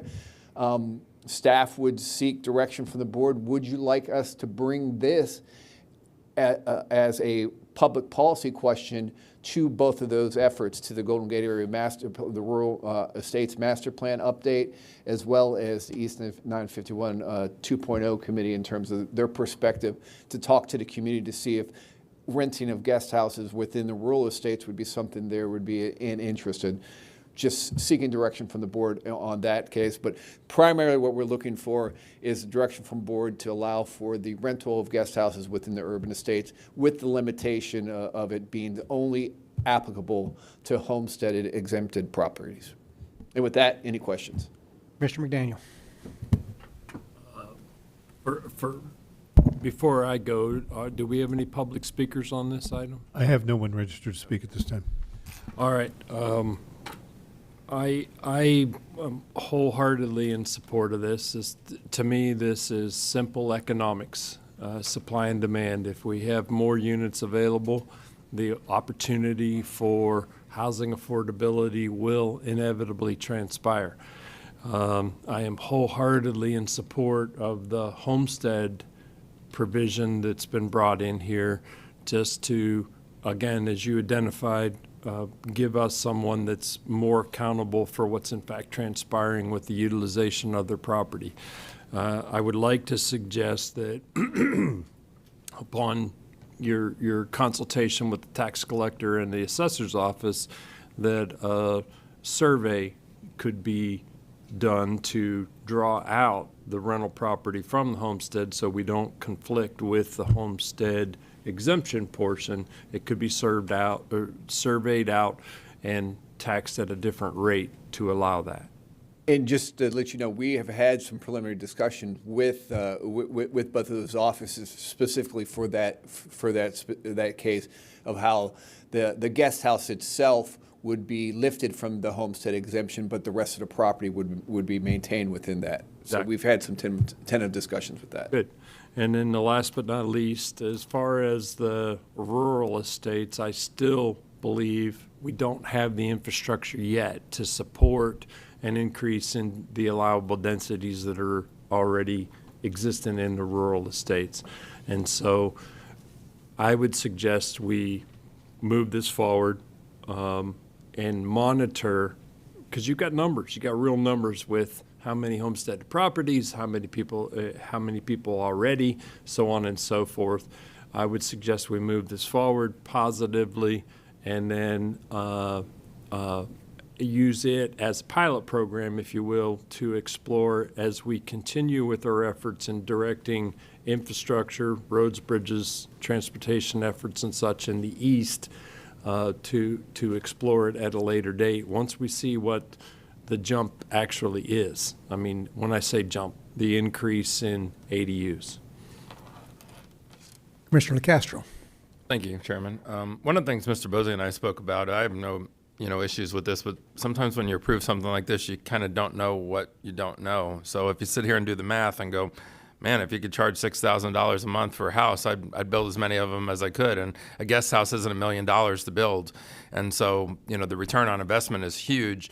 So what we had talked about was some sort of, in the verbiage here, as we've done in the past with things like this, that we're sort of testing out in print, some sort of review, a 1 year or 2 year review, to come back here and say, so what has happened? And we can do that anytime. It doesn't necessarily need to be in writing, but when you put it in writing, it shows that we thought about it. We're not just rubber stamping this and then we're going to watch it go wild. It's similar to some things that we've talked about when it came to like food truck parks and other things that we were sort of throwing out, as like Commissioner McDaniel said, as sort of like a test case. We just did that recently with the rock crushing lot that's in my district that's out in the boondocks. Yeah, but we still, in a year, we want to make sure everything we assumed was going to be okay was. I look at this and I just think, let me think worst case scenario. And worst case scenario is this could explode a little bit more than we thought. There could be some loopholes that we didn't really think of that get caught and brought to us back by citizens. So just an ability to be able to review it and make some adjustments to it, maybe even significantly. We were sort of talking, that was the conversation you and I had, and I thought that was the only thing that I thought would be relevant, before just passing it blindly. And Commissioner, what we can do, as you know, everything is a public process. So there's going to be an amendment to the Land Development Code to specifically allow for the renting of the guest houses. So as we're developing that Land Development Code amendment, we could write in a 2-year check-in, a 3-year check-in, whatever the board's comfortable with. And at that point in time, I think it would also be an appropriate opportunity to let you know how the program's working, and then we can touch base to see if there was a lot of positiveness around it, we may want to explore, as Commissioner McDaniel says, as we're building out our infrastructure to these, maybe we think about the extending it beyond. But we'll see. We'll write in a 2 or 3 year checkup with the Board of County Commissioners as a progress report, to be able to make sure that the program is working as functionally and as effectively as the board would direct it to do. Great. Commissioner Saunders. Mr. Bosey, if the board directed staff to proceed with this, what would be the time frame for all of this to take place? And what would be the steps? The steps would be, we would start with I'd go back to my Land Development Code team and say we've got a pretty specific, direction from the Board of County Commissioners to allow for the rental of guest houses. So we would draft the modifications to the Land Development Code. We'd throw those through staff review to make sure all staff was weighing in on all the potential implications and the concerns. Then we would have to take it to the DSAC subcommittee, we'd take it to DSAC, we'd take it to the Planning Commission, then we'd take it to the Board of County Commissioners. So you're talking a 5 to 6 month process before we would be back with the Board of County Commissioners. So you're talking probably the spring of next year that we'd be back with the board. Right. And I've got a couple problems with this, and I find it interesting. There are no urban estates in any other commission district. They're all in District 3. And so the issues that I'm dealing with these properties, it's all in one district. So I probably hear more stuff about this than the rest of you do. And Commissioner McDaniel, you said that the infrastructure is not in place in the rural estates. And that's why we're looking at only the urban estates right now. But if you look at the urban estates, we have the same types of issues. You have kind of a rural atmosphere there because the lots are 3 acres. Some of them are larger than that. Some are a little smaller, but it's kind of a rural type of an environment. And the folks that, at least the ones I've talked to, want to maintain that. And by opening up all of these units to potential guest houses, that will impact the existing infrastructure there. For example, there isn't water and sewer at most of those locations, just like in the rural estates, there's not water and sewer. The roads, if you look at the roads in the urban estates, they're very narrow roads. And there's that there are problems with traffic on those roads with school kids, just like you have in the rural estates. You have the same infrastructure issues in the urban estates that you do in the rural estates. In terms of transportation, obviously you have roads. The major collectors are very heavily over-trafficked right now. If you look at Immokalee Road and Santa Barbara and Logan and Pine Ridge, all the roads that would be impacted by this are very heavily impacted. And then I also have an issue in terms of this could not be restricted. If you permit the use of these guest houses, how do you keep them from becoming short-term rentals? Now, I think you can't, and I think Mr. Bosey has said that, and he's indicating that is correct. And if you look at question number 6 on the executive summary, should guest houses have the ability to be rented as a daily or weekly rental? And the answer is overwhelmingly no. People don't want daily or weekly rentals in the urban estates. Well, I can tell you, that's what you're going to have. You cannot stop it. You cannot say, well, you can only rent for a month or 6 months. And so I think that this is once you open the door, I know you're talking about having periodic reviews every year, every 3 years. But once you open the door to this, you're not going to close it. And so I would say if you're going to do this in the rural estates, why aren't you doing it in the, I'm sorry, if you're going to do this in the urban estates, why not in the rural states? And I think that this is kind of short-sighted. I don't think the folks out there really fully understand that if you open this door, you're going to destroy the quality of life in the urban estates, in my view. I live in the urban estates. I could certainly build a guest house and charge $5,000 a month if I wanted to. But I don't think that the street that I live on, if everybody did that, that would be at all compatible with the capacity of those roads and the quality of life that we have in those. So I object to moving forward with this. Well, just a couple of thoughts. 59 people responded out of 359 people. I mean, 3,559 people. Less than 2% responded with I thought was a great effort to notify the public and get some public feedback. So, we got to, I think it goes to the adage, if you build this housing complex, you're going to turn this road into a parking lot. You're going to turn this into Miami. It's the same song, same dance over and over and over.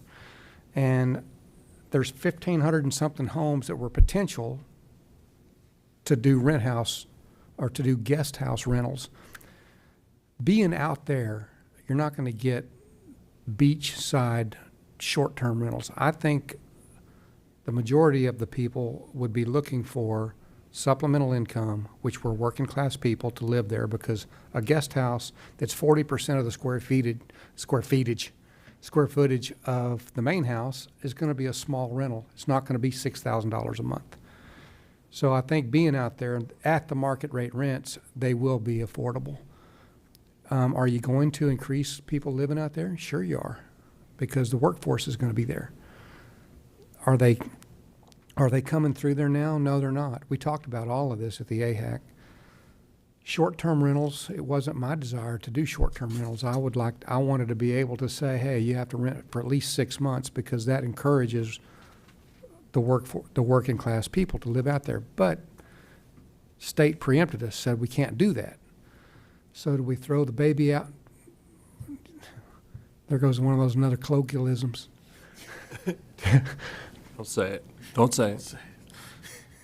But I'm willing to increase the inventory out there. I don't think it's going to be the wild, wild west that the naysayers say it could be.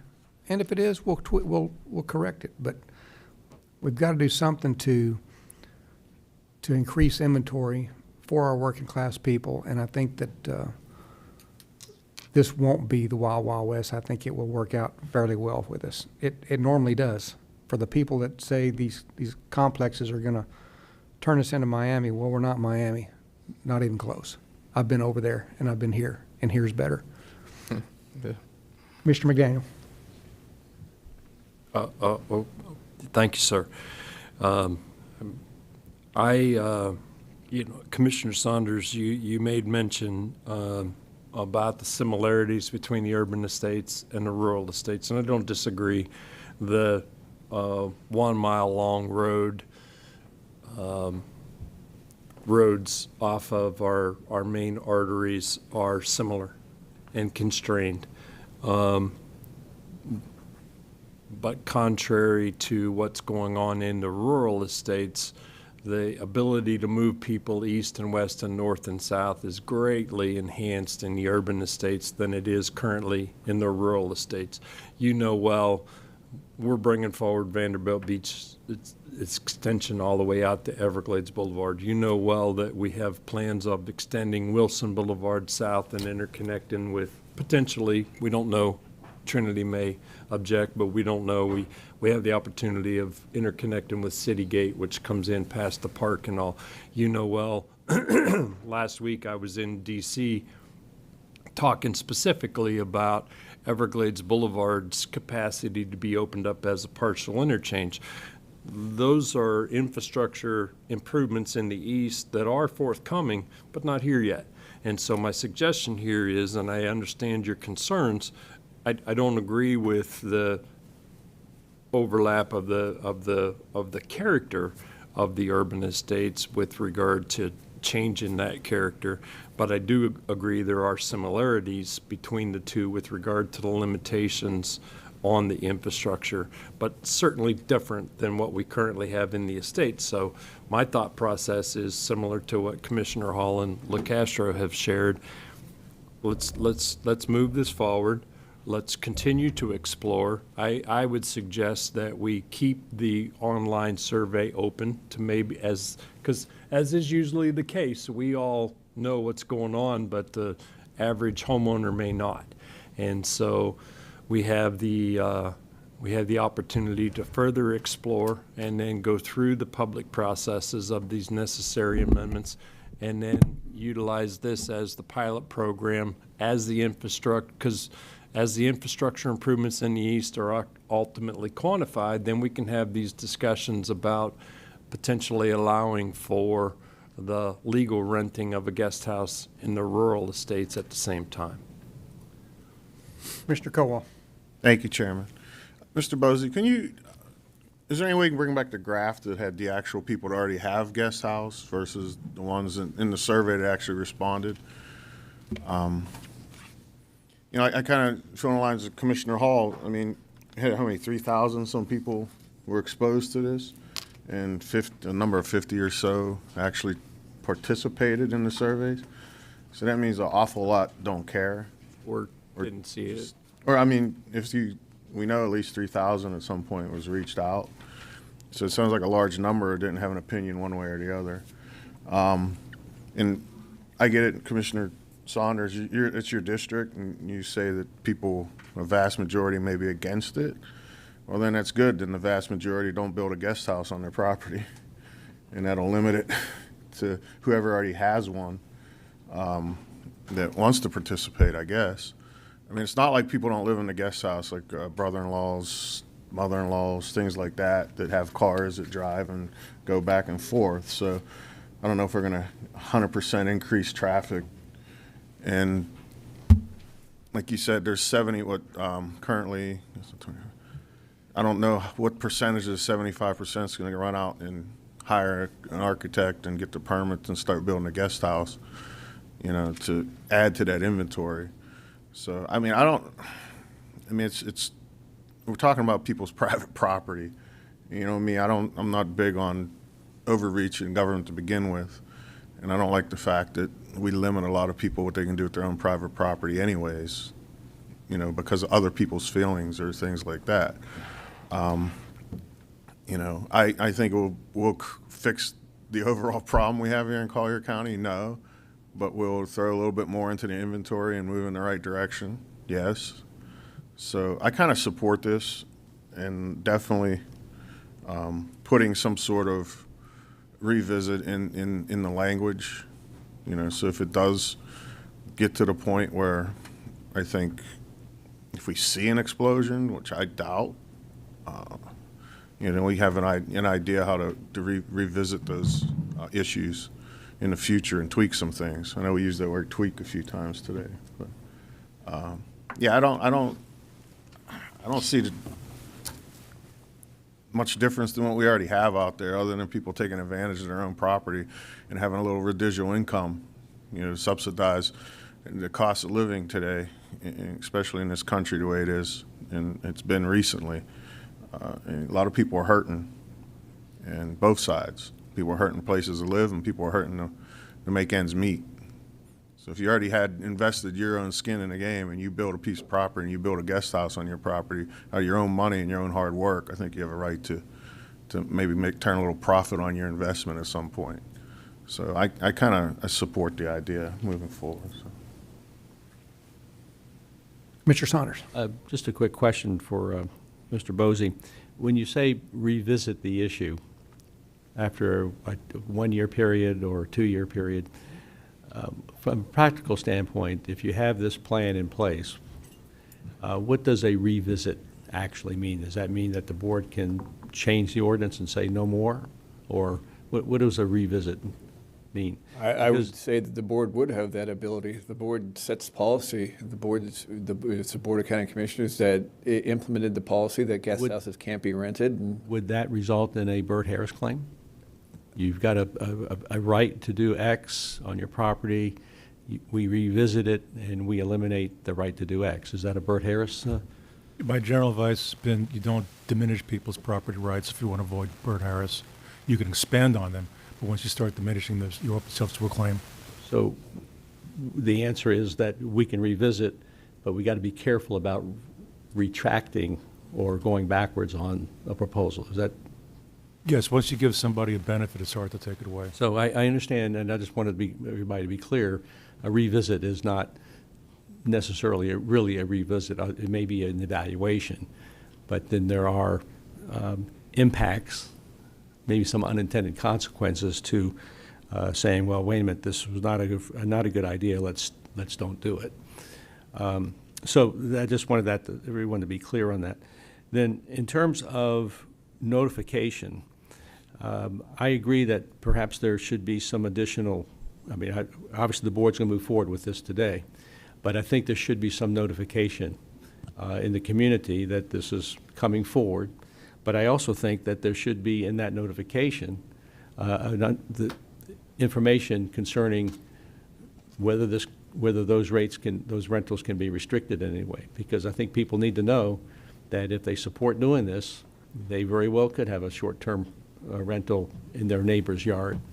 I understand that you'll have the neighbor living there, but that doesn't prevent the short-term rental. So perhaps in the notification that if we move forward with this, and the board is moving forward with this, what that means is that you'll be able to rent your unit to anybody that wants to rent it, including short-term rentals, so that people know that this is not going to be duration restricted in any way.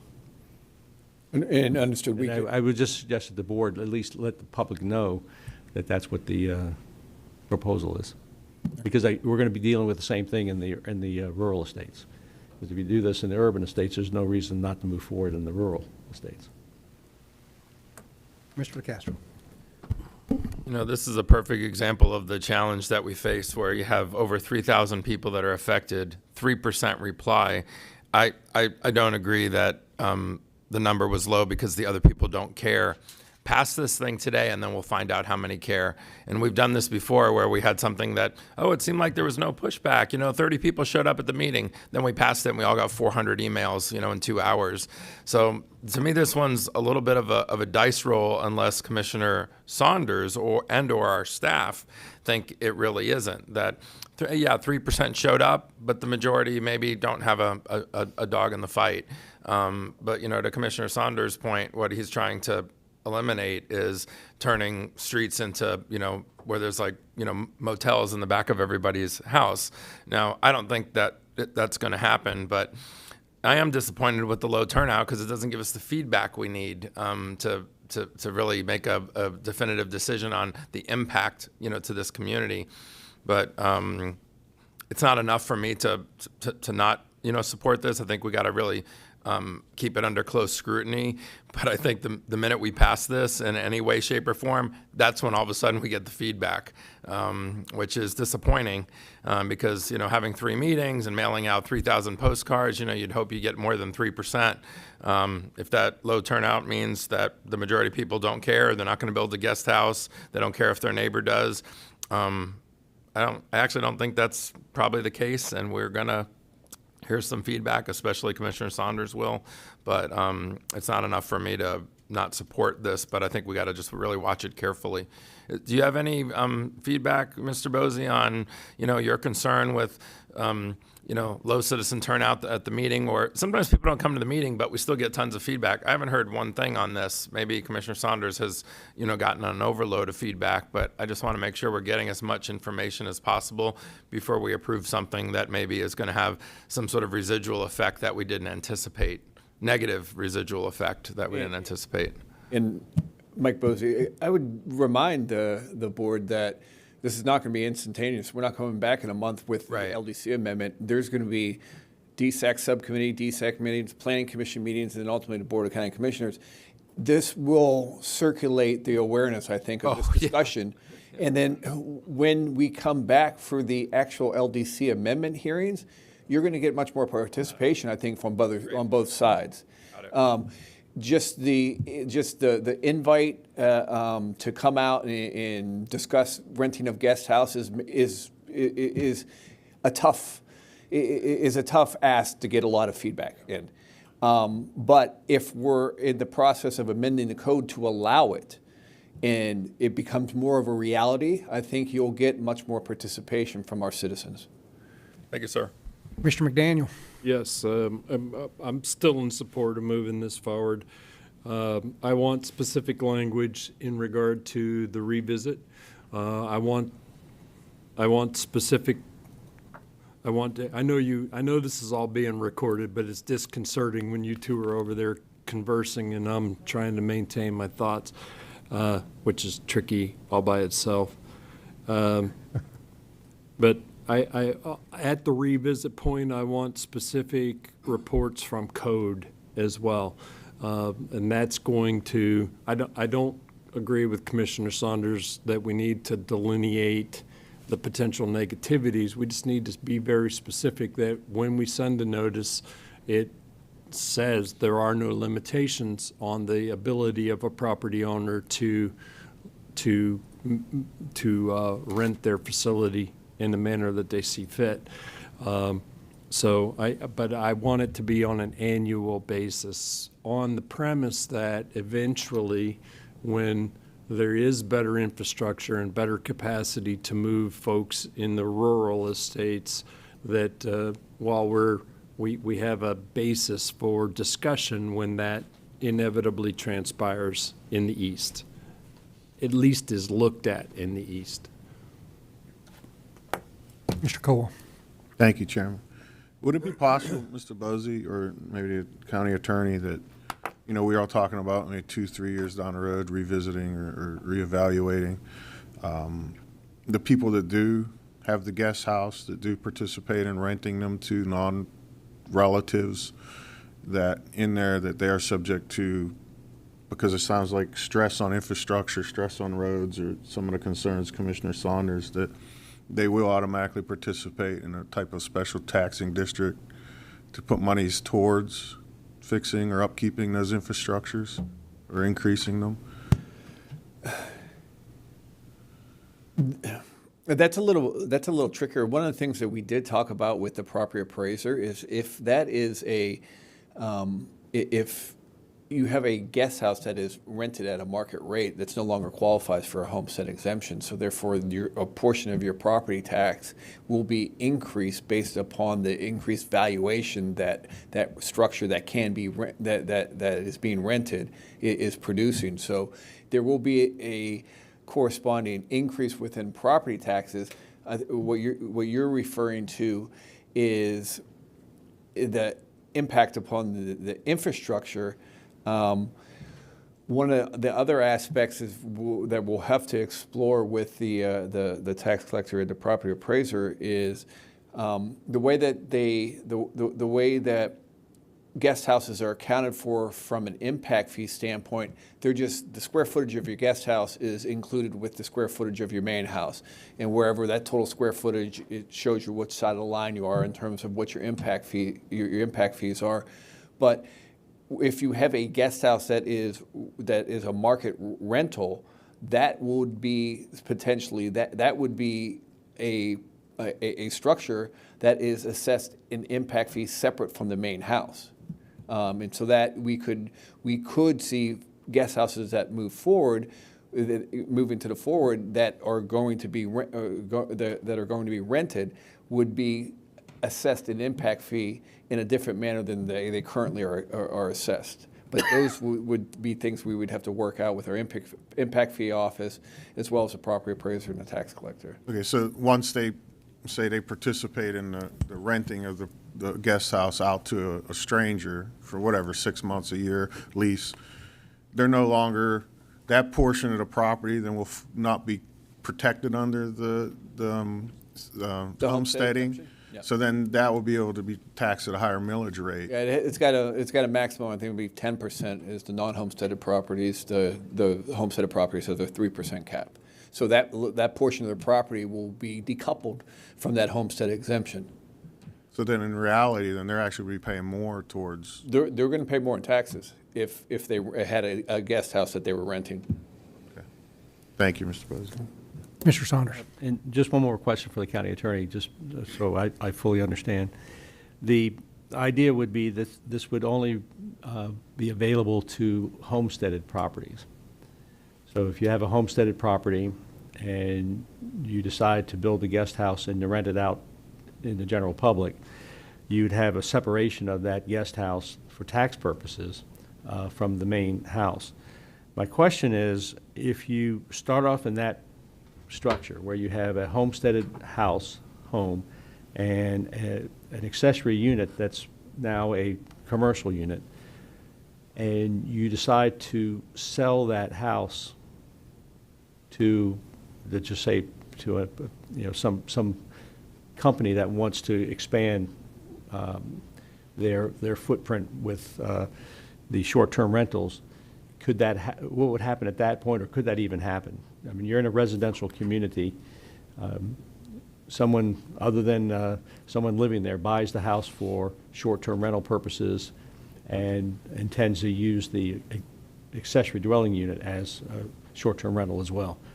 We need to explore this issue with the property appraiser, tax collector, and it might require lot splits in order to save the homestead. I understand that you're going to have some difficulty with dealing with how to split that. That's not the question. The question is, once you permit this, and the owner of the main house sells that house to someone who's in the short-term rental business, can that house, the main house, be used as a short-term rental? These are accessory uses right now.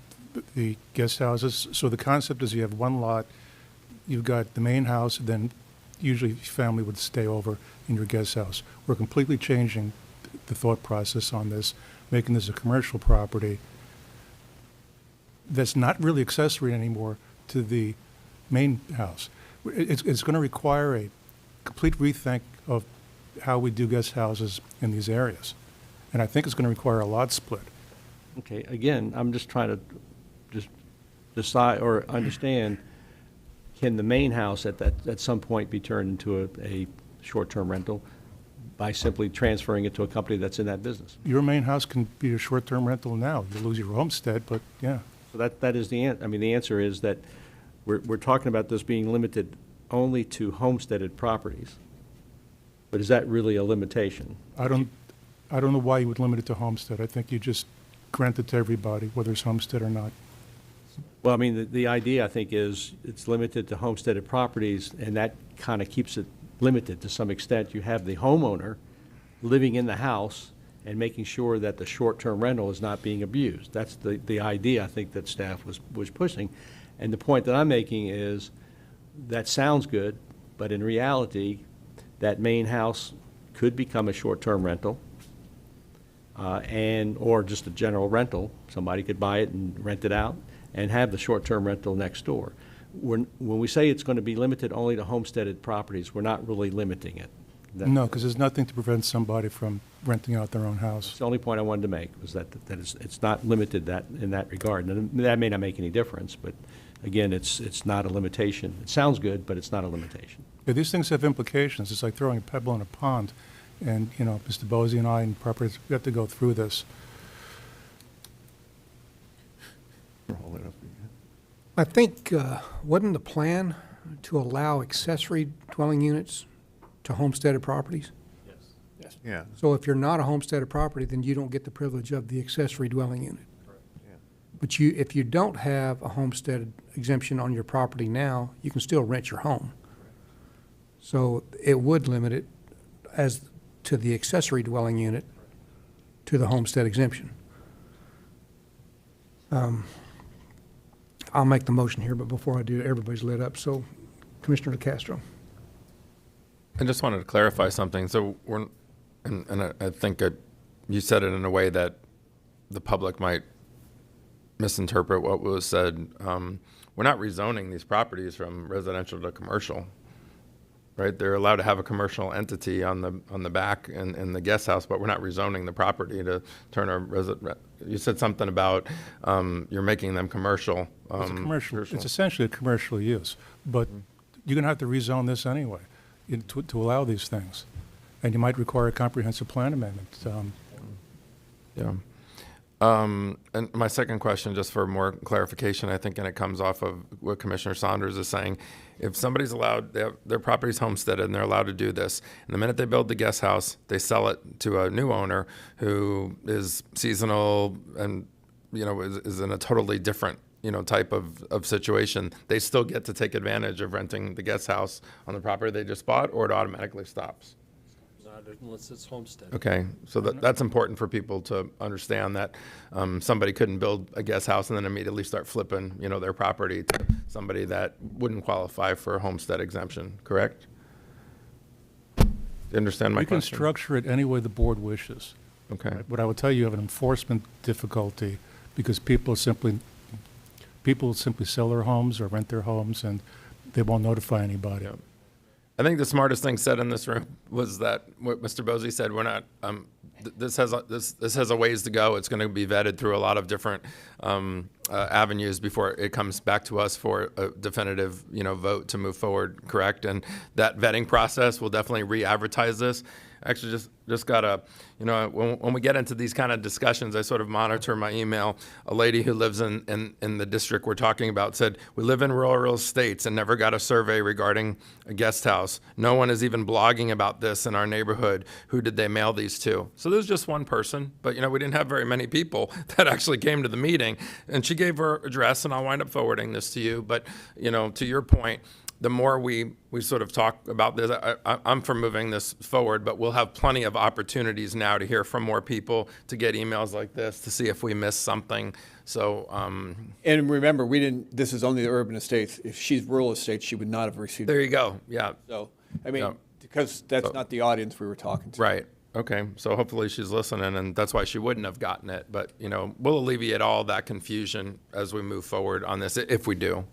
Mr. McDaniel. Yeah, I don't need to belabor the point. You want to make, I'll make a motion for approval with the,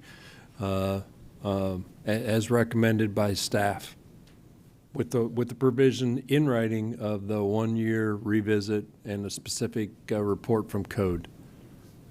Second. Motion second to move it forward. All in favor, say aye. Aye. All opposed? Aye. So moved. Commissioners, that brings us to item 11B. I'm actually going to read item 11B and 11C together since Ms. Cook has them together in her presentation. So, item 11B is a recommendation to approve an agreement for sale and purchase under the Conservation Collier Land Acquisition Program with Mario J. Rodriguez and Gisela Rodriguez for 2 parcels totaling 5.46 acres and an agreement for sale and purchase with the Whittingham Corporation for 1 parcel totaling 1.59 acres at a cost not to exceed $208,230. And item 11C is a recommendation to approve an agreement for sale and purchase with 1, the Beverly Jean Morawski Trust and Connie Louise Schroeder, and 2, the Dolores C. Volpe Revocable Trust under the Conservation Collier Land Acquisition Program at a cost not to exceed $149,850. Ms. Jamie Cook, your Director of Development Review, is here to present. Good morning, Commissioners. Jamie Cook, Director of Development Review. So today before you, you have 4 purchase agreements for a total of 5 parcels. These parcels were approved as part of the Cycle 12A active acquisition list that was approved by the board on October 10th, 2023. Item 11B is the parcels within the Panther Walk Preserve, and item 11C is the 2 parcels adjacent to the North Belmead Preserve. The Panther Walk Preserve is in the northern Golden Gate Estates, mostly west of Everglades Boulevard, and protects the north-south linear drainage through the Golden Gate Estates, as well as providing aquifer recharge within the Horse Pen Strand area. This area has high-quality habitat for listed species, including the Florida panther, black bear, and listed wading bird species. Additionally, it provides an important wildlife corridor connection to crew lands to the west, as well as private conservation lands both to the north and to the west. The 2 Rodriguez parcels total 5.46 acres of forested shrub wetlands and consisting of 100% hydric depressional soils. The purchase price is $158,400, which is 100% of the appraised value. These 2 parcels are depicted in the map on the right in yellow, and the northern one along 64th Avenue qualifies for the Florida Wildlife Corridor Foundation Memorandum of Understanding that was approved by you at your last board meeting, in which FWCF will pay 50% of the purchase price for any parcels that the program acquires within the Panther Walk Preserve at the full purchase price. They are also willing to contribute up to $1.5 million this year towards Conservation Collier acquiring parcels in the Panther Walk Preserve. The Whittingham Corporation is the parcel highlighted in red towards the bottom of the preserve. This parcel is 1.59 acres. Similar to the other 2, it is forested shrub wetlands and marsh wetlands as well. The purchase price is $45,990, and the management will consist mostly of exotic removal on the site. The second 2 parcels, which are item 11C, are adjacent to the North Belmead Preserve in the southern Golden Gate Estates, just north of I-75. The North Belmead Preserve, again, provides habitat for wildlife, including the Florida panther, red cockaded woodpecker, black bear, gopher tortoises. It's within the bonneted bat consultation area and also provides habitat for the big cypress fox squirrels. This preserve provides a connection to the wildlife corridor, both to private conservation lands as well as state and county conservation lands, including the Rural Fringe Mixed Use District Sending Lands, which are private conservation easements, the Gore Preserve to the east, RLSA lands, and the Panther Wildlife Refuge, as well as Picayune Strand to the south. This preserve contains native plant communities and upland and wetland habitats as well. The 2 parcels that you are considering today are highlighted in the map with the dark blue circle as well as the purple circle in the map on the left. The Morawski Trust parcel is 4.8. Can you go back one slide, please? I'm sorry, Mr. Chair, I didn't light up. I just, you have big squares on the right. Where are those two parcels on that map? Because over here on the left where you've got circles, that doesn't tell me anything. They are essentially right here along the boundary of North Belmead and the Sending Lands. Okay, that's what I was looking for. Thank you. You're welcome. If you could, as you're going forward, delineate that with a bigger picture so we can actually see where we're piecing these together. Absolutely. The Morosky Trust parcel is 4.87 acres of cypress, mixed scrub shrub habitat, and pine flatwoods. It is adjacent to the North Belmead Preserve as well as private conservation lands to the south. The purchase price is $42,750, and again, mostly consists of exotic removal as the management. And the last parcel, the Volpe Trust parcel, is 8.5 acres. It is directly east of the easternmost portion of the North Belmead Preserve and part of the Rural Fringe Mixed Use District Sending Lands. The purchase price is $103,550, which is 95% of the appraised value of the property. So looking at the costs to Conservation Collier, again, these 4 purchase agreements total 5 parcels for a little under 20.5 acres. And the total purchase price is $358,080. As a reminder, if approved, for the Northern Rodriguez parcel, $39,600 of funding assistance would be coming from the Florida Wildlife Corridor Foundation upon approval by you all for purchase. With that, staff recommends approving items both 11B and 11C. And with that, I would take any questions you may have. Mr. McDaniel. Well, before I make my motion for approval, do we have public speakers, Troy? We do. Okay. Would you like me to call? We have one speaker, and Brad, this is going to be for both items. Brad Cornell.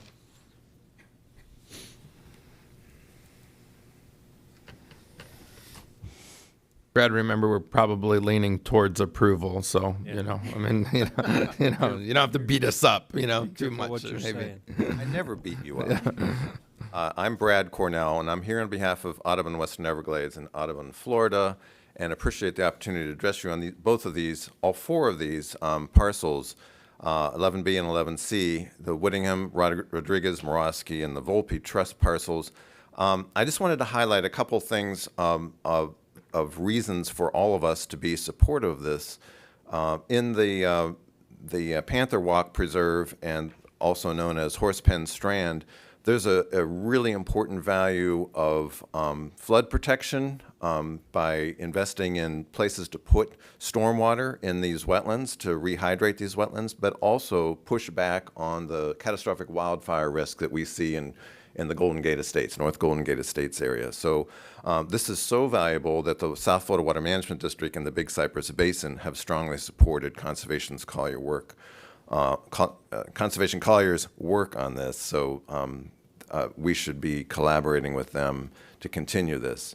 And in the North Belmead area, these parcels are important for some of those same reasons. It allows us to protect habitat and also manage wildfire risk in an area that's overdrained because of the I-75 canal and the State Road 29 canal. These canals have been overdraining this area for a long time, and we've seen bad fires move through North Belmead and Golden Gate Estates in this same area, some really, really big fires. So this is an opportunity as we consolidate these to manage for that wildfire risk. And I also want to point out that we have some dysfunctional policies in the Rural Fringe Mixed Use District that these are part of, in that these parcels are not only adjacent to Conservation Collier preserves, but they're also adjacent to thousands of conservation easements, thousands of acres, excuse me. And those were established through the Rural Fringe Mixed Use District TDR program, Transfer of Development Rights program, which has 4 credits available, but only 2 of those have been actually severed. The other 2, a restoration credit, number 3, and a conveyance credit, number 4, have not been taken advantage of on these. And so they're not being actually managed for the conservation value, full value that they have. So I think this underscores an opportunity that we all have to address that dysfunction in those third and fourth credits. So thank you for considering that, and Audubon urges you to move forward with support. Commissioner Castro. Brad, you just talked me out of my vote. No, I'm just kidding. I have one question for you, and it's something that we've all raised from time to time. When Ms. Cook puts up the picture and it shows basically, these puzzle pieces, we own nothing around the yellow piece, but we just bought this little sliver for $40,000. The goal is to try to piece some of those things together and not necessarily buy everything, but we've all sort of said it in one way, shape, or form that, wow, is there an effort to try to connect some of these? Is there anything your organization is doing or other organizations are doing? And I'll also say that to Ms. Cook, that when we look at the surrounding land, that we're making offers, if we think it's viable, it doesn't mean, it's wide open, let's buy everything and connect it all. But sometimes when we just have a little strip in the middle surrounded by private property, I sit here and say, okay, Conservation Collier is great. We just spent $40,000 for a piece of property. The animals don't know what's Conservation Collier land and what's private land, so they're just walking right through it. What did it really do? And it did a few things that allowed us, now that Conservation Collier has secured that property, to do some things with it, maintenance, and like you said, there's some wetland type of issues. But, the connecting of some of these lots to really build some sort of corridor or have it be much more valuable, that we're trying to puzzle piece this together. I sort of asked both of you, is that sort of a behind-the-scenes thing, that it's one of the goals to try to formulate some sort of puzzle that connects, and we actually truly do own something, and we're not just sort of jumping all over the map and patting ourselves on the back because we bought a small piece of property in the middle of a whole area that isn't Conservation Collier. So what did we really do? Absolutely, that is the strategy. And if you look at both of these projects, they're called multi-parcel projects that have been designated for that, and so they're trying to accelerate and facilitate that very thing of filling in all the puzzle pieces. And that's indeed how some really major restoration projects, like Picayune Strand, assembled 19,000 parcels from people. That was the South Golden Gate Estates, and they assembled it from people all over the world. And now it's going to be complete next year. We're going to have a ribbon cutting that you all should be invited to, and this is 55,000 acres of assembling exactly what you're describing. And so if you look at the map that Jamie was showing you, you see that these are not isolated. They actually are contiguous to others. And in fact, if you look at the Panther Walk Preserve, you'll see there's actually a big lineup starting to happen where they're all contiguous. And so over time, we're going to fill in those pieces with your support. Okay. Thanks. Sure. Thanks. Commissioner McDaniel. Yes, well, Brad brought forth something that I'd like to expand on just a moment, and that's the dysfunctionality in the Rural Fringe Mixed Use District and those credits. And it leads me to the question, have the credits in the North Belmead properties been severed from these sites yet? No, they have not. So in the event that the Conservation Collier acquires these sites, and I'm going to make a motion that we do, we could then perform the restoration, and we could sever those credits and allow those to be utilized in another manner within the allowances of the rural fringe. And the revenues associated with those credit generations and disposition would then come back to the benefit of Conservation Collier. Correct. And during the revisions to the ordinance, I believe that was your direction, that yes, it was, would reason. require us to do that GMP amendment. So yes. Yes. And so I'm really happy to see that. And one thing that I want to also, since this picture's up right now, Brad, you and I have spoke at length about the wildlife crossing that inevitably was going to be was set in the original plan from the 846 Land Trust, and that that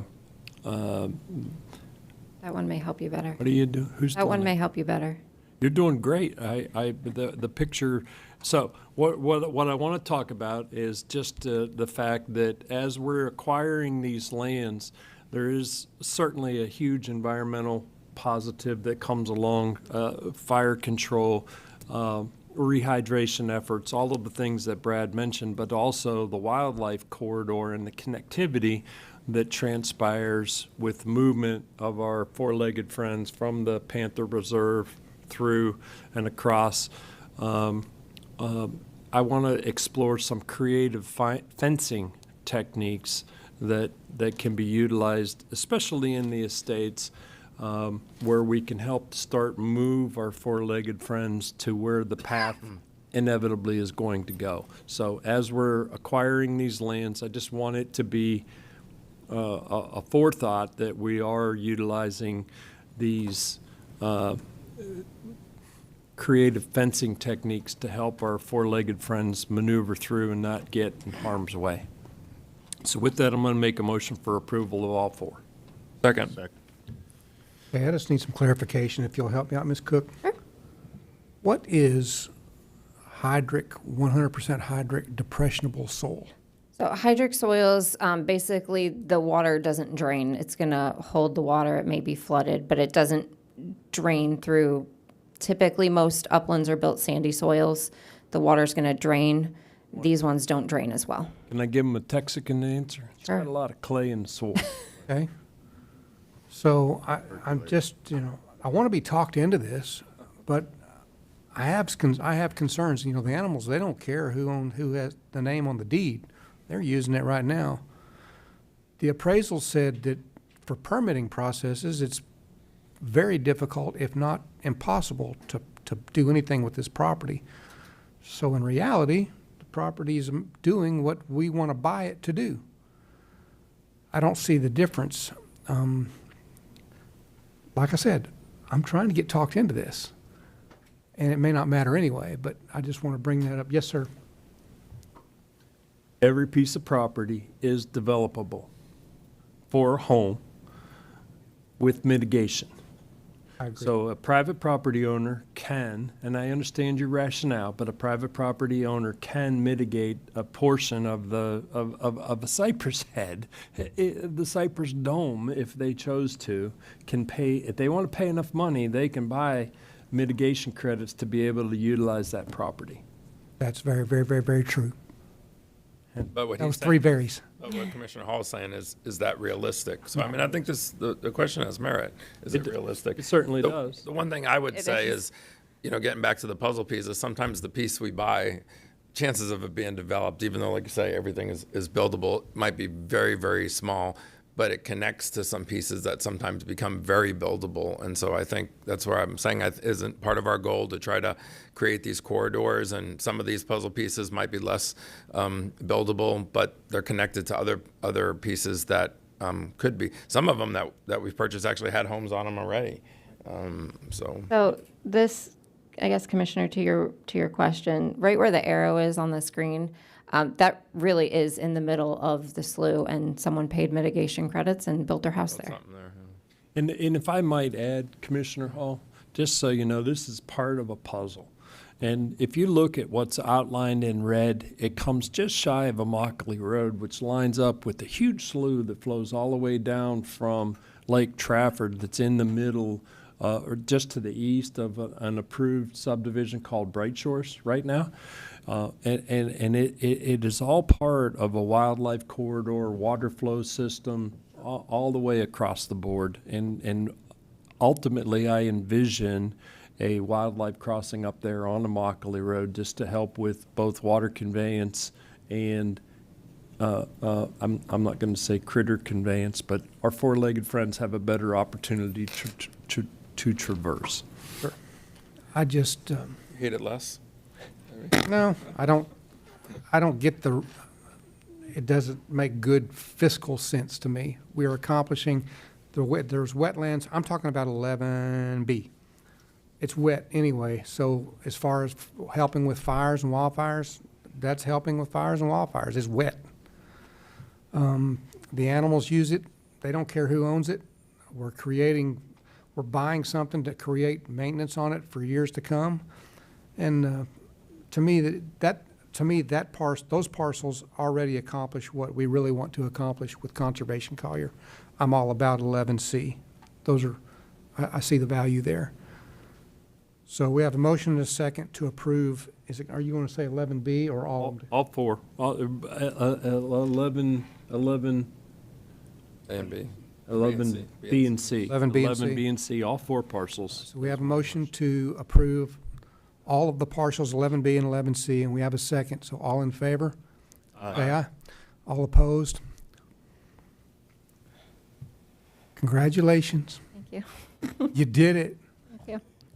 Did we sufficiently persuade you? No. Didn't matter. Thank you. You bet. Jamie, one thing I will say is thanks for continuing to bring these to us like as they come and not like what we were doing. You know, I know we've said that before, but you know, bringing one giant list, you know, once a year. Thank you. Thank you. Commissioners, if it's okay with you, let's take item 12A. We're getting kind of close to whether we're going to take a lunch break, and I think 11D is going to take a little time. We do have representatives from Ashbrook here for 12A. So if it's all right with you, we'll go with that one. Sure. All right. Item 12A is a recommendation to approve the third amendment to agreement number 15-6365 for disaster debris management removal and disposal services with Ashbrook Inc., adjusting core disaster debris service fees by 3% and secondary camp and comfort service fees to current market rates, clarifying disputed line items for debris haul-out, designating the contractor as the primary vendor, waiving any purchasing irregularities, releasing the county from any disputes or claims related to Hurricane Ian debris haul-out, and authorizing the chairman to sign the amendment. With that, if the county, it actually appears on the county attorney's area of the agenda, if he has any opening comments before Mr. Finn begins. Commissioner Saunders. Thank you, Mr. Chairman. I'm going to go ahead and abstain from voting on this, and I will file a voting conflict with the county attorney. I have no financial interest in this issue at all, but my law firm does do some work for Ashbrook, and just to avoid even the appearance of any impropriety, I'm going to abstain. Thank you. Mr. Finn? Mr. Finn. Thank you, ma'am. Thank you, Ms. Patterson, Mr. Chairman. I'm Ed Finn, Deputy County Manager.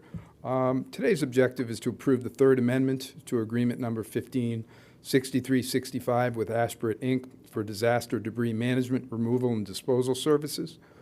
This amendment proposes a 3% increase in core disaster debris service fees, adjustment of secondary camp and comfort services fees to current market rates, and clarification of a billing for debris haul-out. Additionally, it aims to designate Ashbrook as the primary vendor.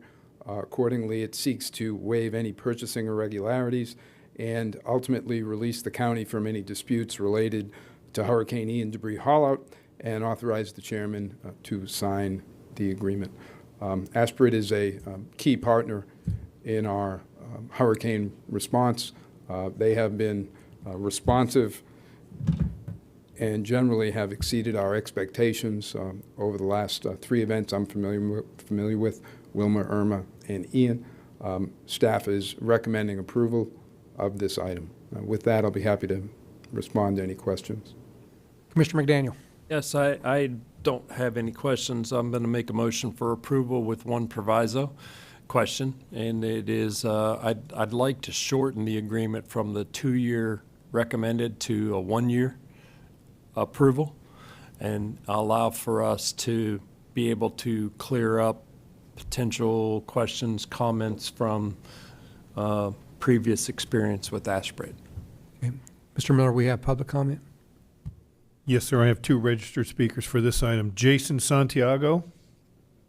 He's going to pass. Brittany Castillo.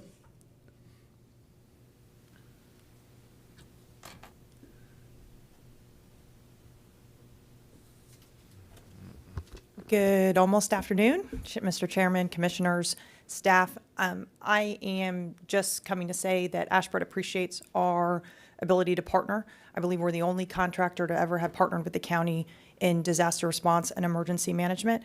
We're proud to work with your staff, which certainly I think a theme of the meeting was Collier being a model, and certainly your public utilities and solid waste and leadership are leaders amongst the state. I think people look to what Collier is doing, and we're proud to be partners in that. I appreciate Mr. Finn's commentary that we continue to exceed or meet and exceed operations and experience, and I'm available if there's any questions. Thank you. Yep, I have a question. Commissioner LaCastro. Ma'am, so Commissioner McDaniel just made a clarification that he'd like to go to 1 year instead of 2 year. Do you have any concerns about that, or you have a comment? Yeah, and I appreciate, and for the record, Brittany Perkins Castillo, I am the Chief Executive Officer of Ashbrook. We've worked long and hard with the county on the best interests of planning, response, operations, ensuring the 2 years, which is allowed under the current contract, I think is best for Collier County. It allows us to ensure adequate resource allocation to the county. We're very thoughtful when we bid and procure other city, county, state contracts, particularly in Florida and in a hurricane path of where you might get an impact to Collier County. And in having the 2 years, again, which is allowed under procurement rules in the contract, I think would ensure the best training, exercise, and operational readiness for Collier County. Yeah, I was just going to say that I mean, I understand the advantage of a 1 year check, but there's not 1,000 companies that do it the way that you all do it. I was very impressed with what happened during Hurricane Ian. I don't look at 12A, our decision here, as some sort of, and I heard this term in some casual conversations, well, this is like a settlement. This isn't. This is conversations that came to a fair and equitable agreement, and so maybe I just need to hear a little bit more from Commissioner McDaniel as to the pros and cons. There's always pros limiting the years, so we always have the chance to sort of take a look at it. But I would expect that we don't have all the verbiage in front of us, but we always have the chance to back out of pretty much almost any contract. What would be the pros and cons? Kind of like what Commissioner Hall said at the last one. I need to be convinced a little bit more to make that change. I'm not throwing myself on the sword. No disrespect. Totally happy with what Ashbrook has done. The audit trail for some of what was done during Ian, a lot of what was done during Irma was not as clear. It was as clear as mud. And so the thought process I had was, rather than automatically renewing for 2 years, do it for 1 year. That gets us through this hurricane season and prompts our staff to have a hard look at this in between the systems, timing when systems can in fact arrive, and have a greater opportunity for review of the processes and procedures from the audit portion. But if we leave it for 2 years, don't we always have that chance at the 1 year point to say, wow, they still haven't cleaned up the mess or whatever, and we have an issue? Or because the signal we're sending to them is, hey, every 12 months we're going to dangle the carrot, and we're not. You're not saying that literally, but I thought 2 years was, it's sort of, company standard. But we always have the right to be able to say if we have, if we have an unfortunate hurricane this season and they don't cross every T and dot every I, we have the chance to come back into this room and go, break. Hey, the final year we're going to go with someone else, or do we not have that option? What was your original question? Well, my question is, forgive me. If we left it as is, we always have the chance after a hurricane this season. I got it. I was making a joke. Yeah. Your mom just sent me a text and said, stop joking around with LaCastro so much. I'm just kidding. Chirping at me about May I, something Mr. else. Commissioner? Yeah. No, you're out of this now. If I may, he brought you up here, but I don't have anything to say to you. This discussion is and you've already said that 2 years is what your preference, so I just want to get more clarification. And hear me very carefully. I'm not dissatisfied with Ashbrook whatsoever. Please, I ostensibly love everything that you folks have done for our community. Okay? To you. Yeah. You said it before in the previous hearing on another subject matter with regard to the ADUs. If it isn't in writing, yeah, we have the opportunity to look at it every single time. But if they have direction that we want this reviewed in 12 months, doesn't mean that we're not going to just rubber stamp it, doesn't mean that we're not going to review it. Yes, we do have the opportunity to review at any particular point in time. Most of the contracts that we have, we can fire them for convenience if we choose. We're not going to. We don't have no intention. My precept here is set this up for a 1 year, agreed to the terms and conditions within the 1 year, and that will give direction to our staff, our senior staff, to make sure that they're going through the processes. They work with the clerk, and and take care of some of the circumstances with regard to the audit review. That's the reason that I'm making this motion. So then I would have a question for you. Would that change your dedication, loyalty, team partnership with us if we made that change for the clarifications that Commissioner McDaniel said? It may not be your preference, but would it cause you some sort of, heartburn, heartache issue? Would it change anything, or it's merely semantics? Myself as the CEO of the company has spent a lot of time on Collier County working with staff on this issue to continuously ensure that county staff, county leadership, and hopefully citizens in the community where we engage know that this is a top priority for our company. We are the largest company that does this nationally, and our relationship with Collier County and ensuring that Collier County has the best support that you could find in the nation is my personal priority and our company's priority. It would not change our relationship with Collier County. I would defer to Mr. Finn. We've worked very hard over the last 8 months on this. I will respect your interest in not engaging me further and simply note that I believe Mr. Finn can speak to that our amendments are clarifying what I think both parties were admittedly poor drafting of certain line items. So I don't think there'll be challenges, but I will respect that you don't want to speak to that, sir. And I will speak to that. One of the core things we did was fix the section of the rate tables that created the confusion, created the dispute in payment last year.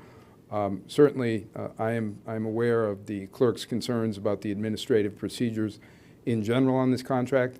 And I'm going to quickly say the last thing I want to do is negotiate with myself here. But having said that, it is also my commitment, sir, to work with the highest levels of Ashbrook to facilitate the administrative streamlining of these processes so that when they submit things, it meets the clerk's requirements as close to the first time around as possible. I think it's clear that Ashbrook does the county an amazing job when it comes to debris removal, and there has been a few issues. And with the 2 years, I think it's in everybody's best interest to do things smoothly. I don't think anybody's looking to do anything wrong, so I'm going to make a motion to pass this as recommended. Second. Have I motion. made a motion to pass it with a 1-year provision. Oh, okay, sorry, I missed it. Yeah, that's I all missed right. it. So we have a motion to pass it with a one-year revision. And that motion fails due to a lack of a second. So that motion failed, lack of a second. So we had a motion to approve it as recommended, and we have a second for that. All in favor, say aye. Aye. All opposed? Good job. Thank you very much. Thank you, gentlemen. Bert voted.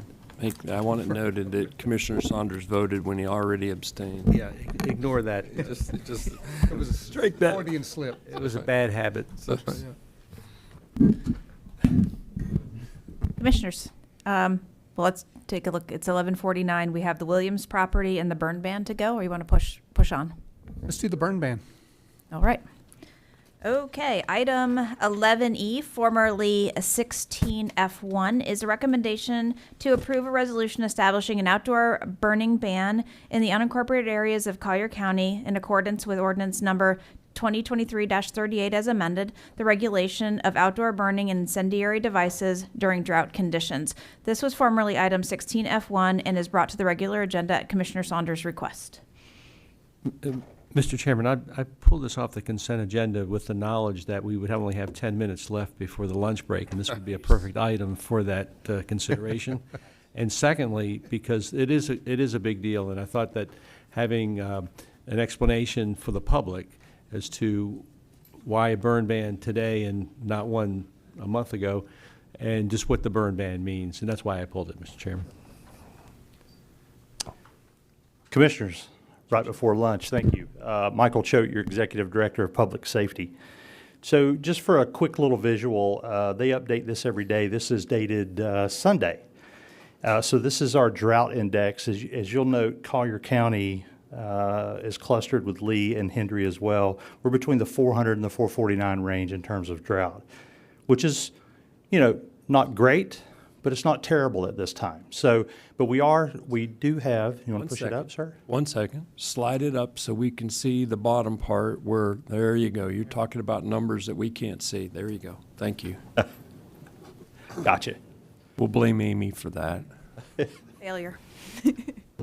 Yeah, so with that said, you see that we are currently within the 400 to the 449 range. I've taken the liberty to reach out to the comm center just to give you some local data in terms of what we've actually ran year to date starting January 1st. When I use the term working fire, that doesn't mean the little roadside stuff or anything else. That simply means that it's required upon the initial dispatch, it's required us to trigger additional resources, and sometimes elevating all the way up to what we call a strike team, which is clusters of 5, could be brush trucks, could be water tenders, et cetera. So could come from Lee County if we don't have enough resources from one ourselves. So year to date, we've had 19 working fires, and the Florida Forest Service has responded to over 120 acres of burned property within Collier County since January 1st.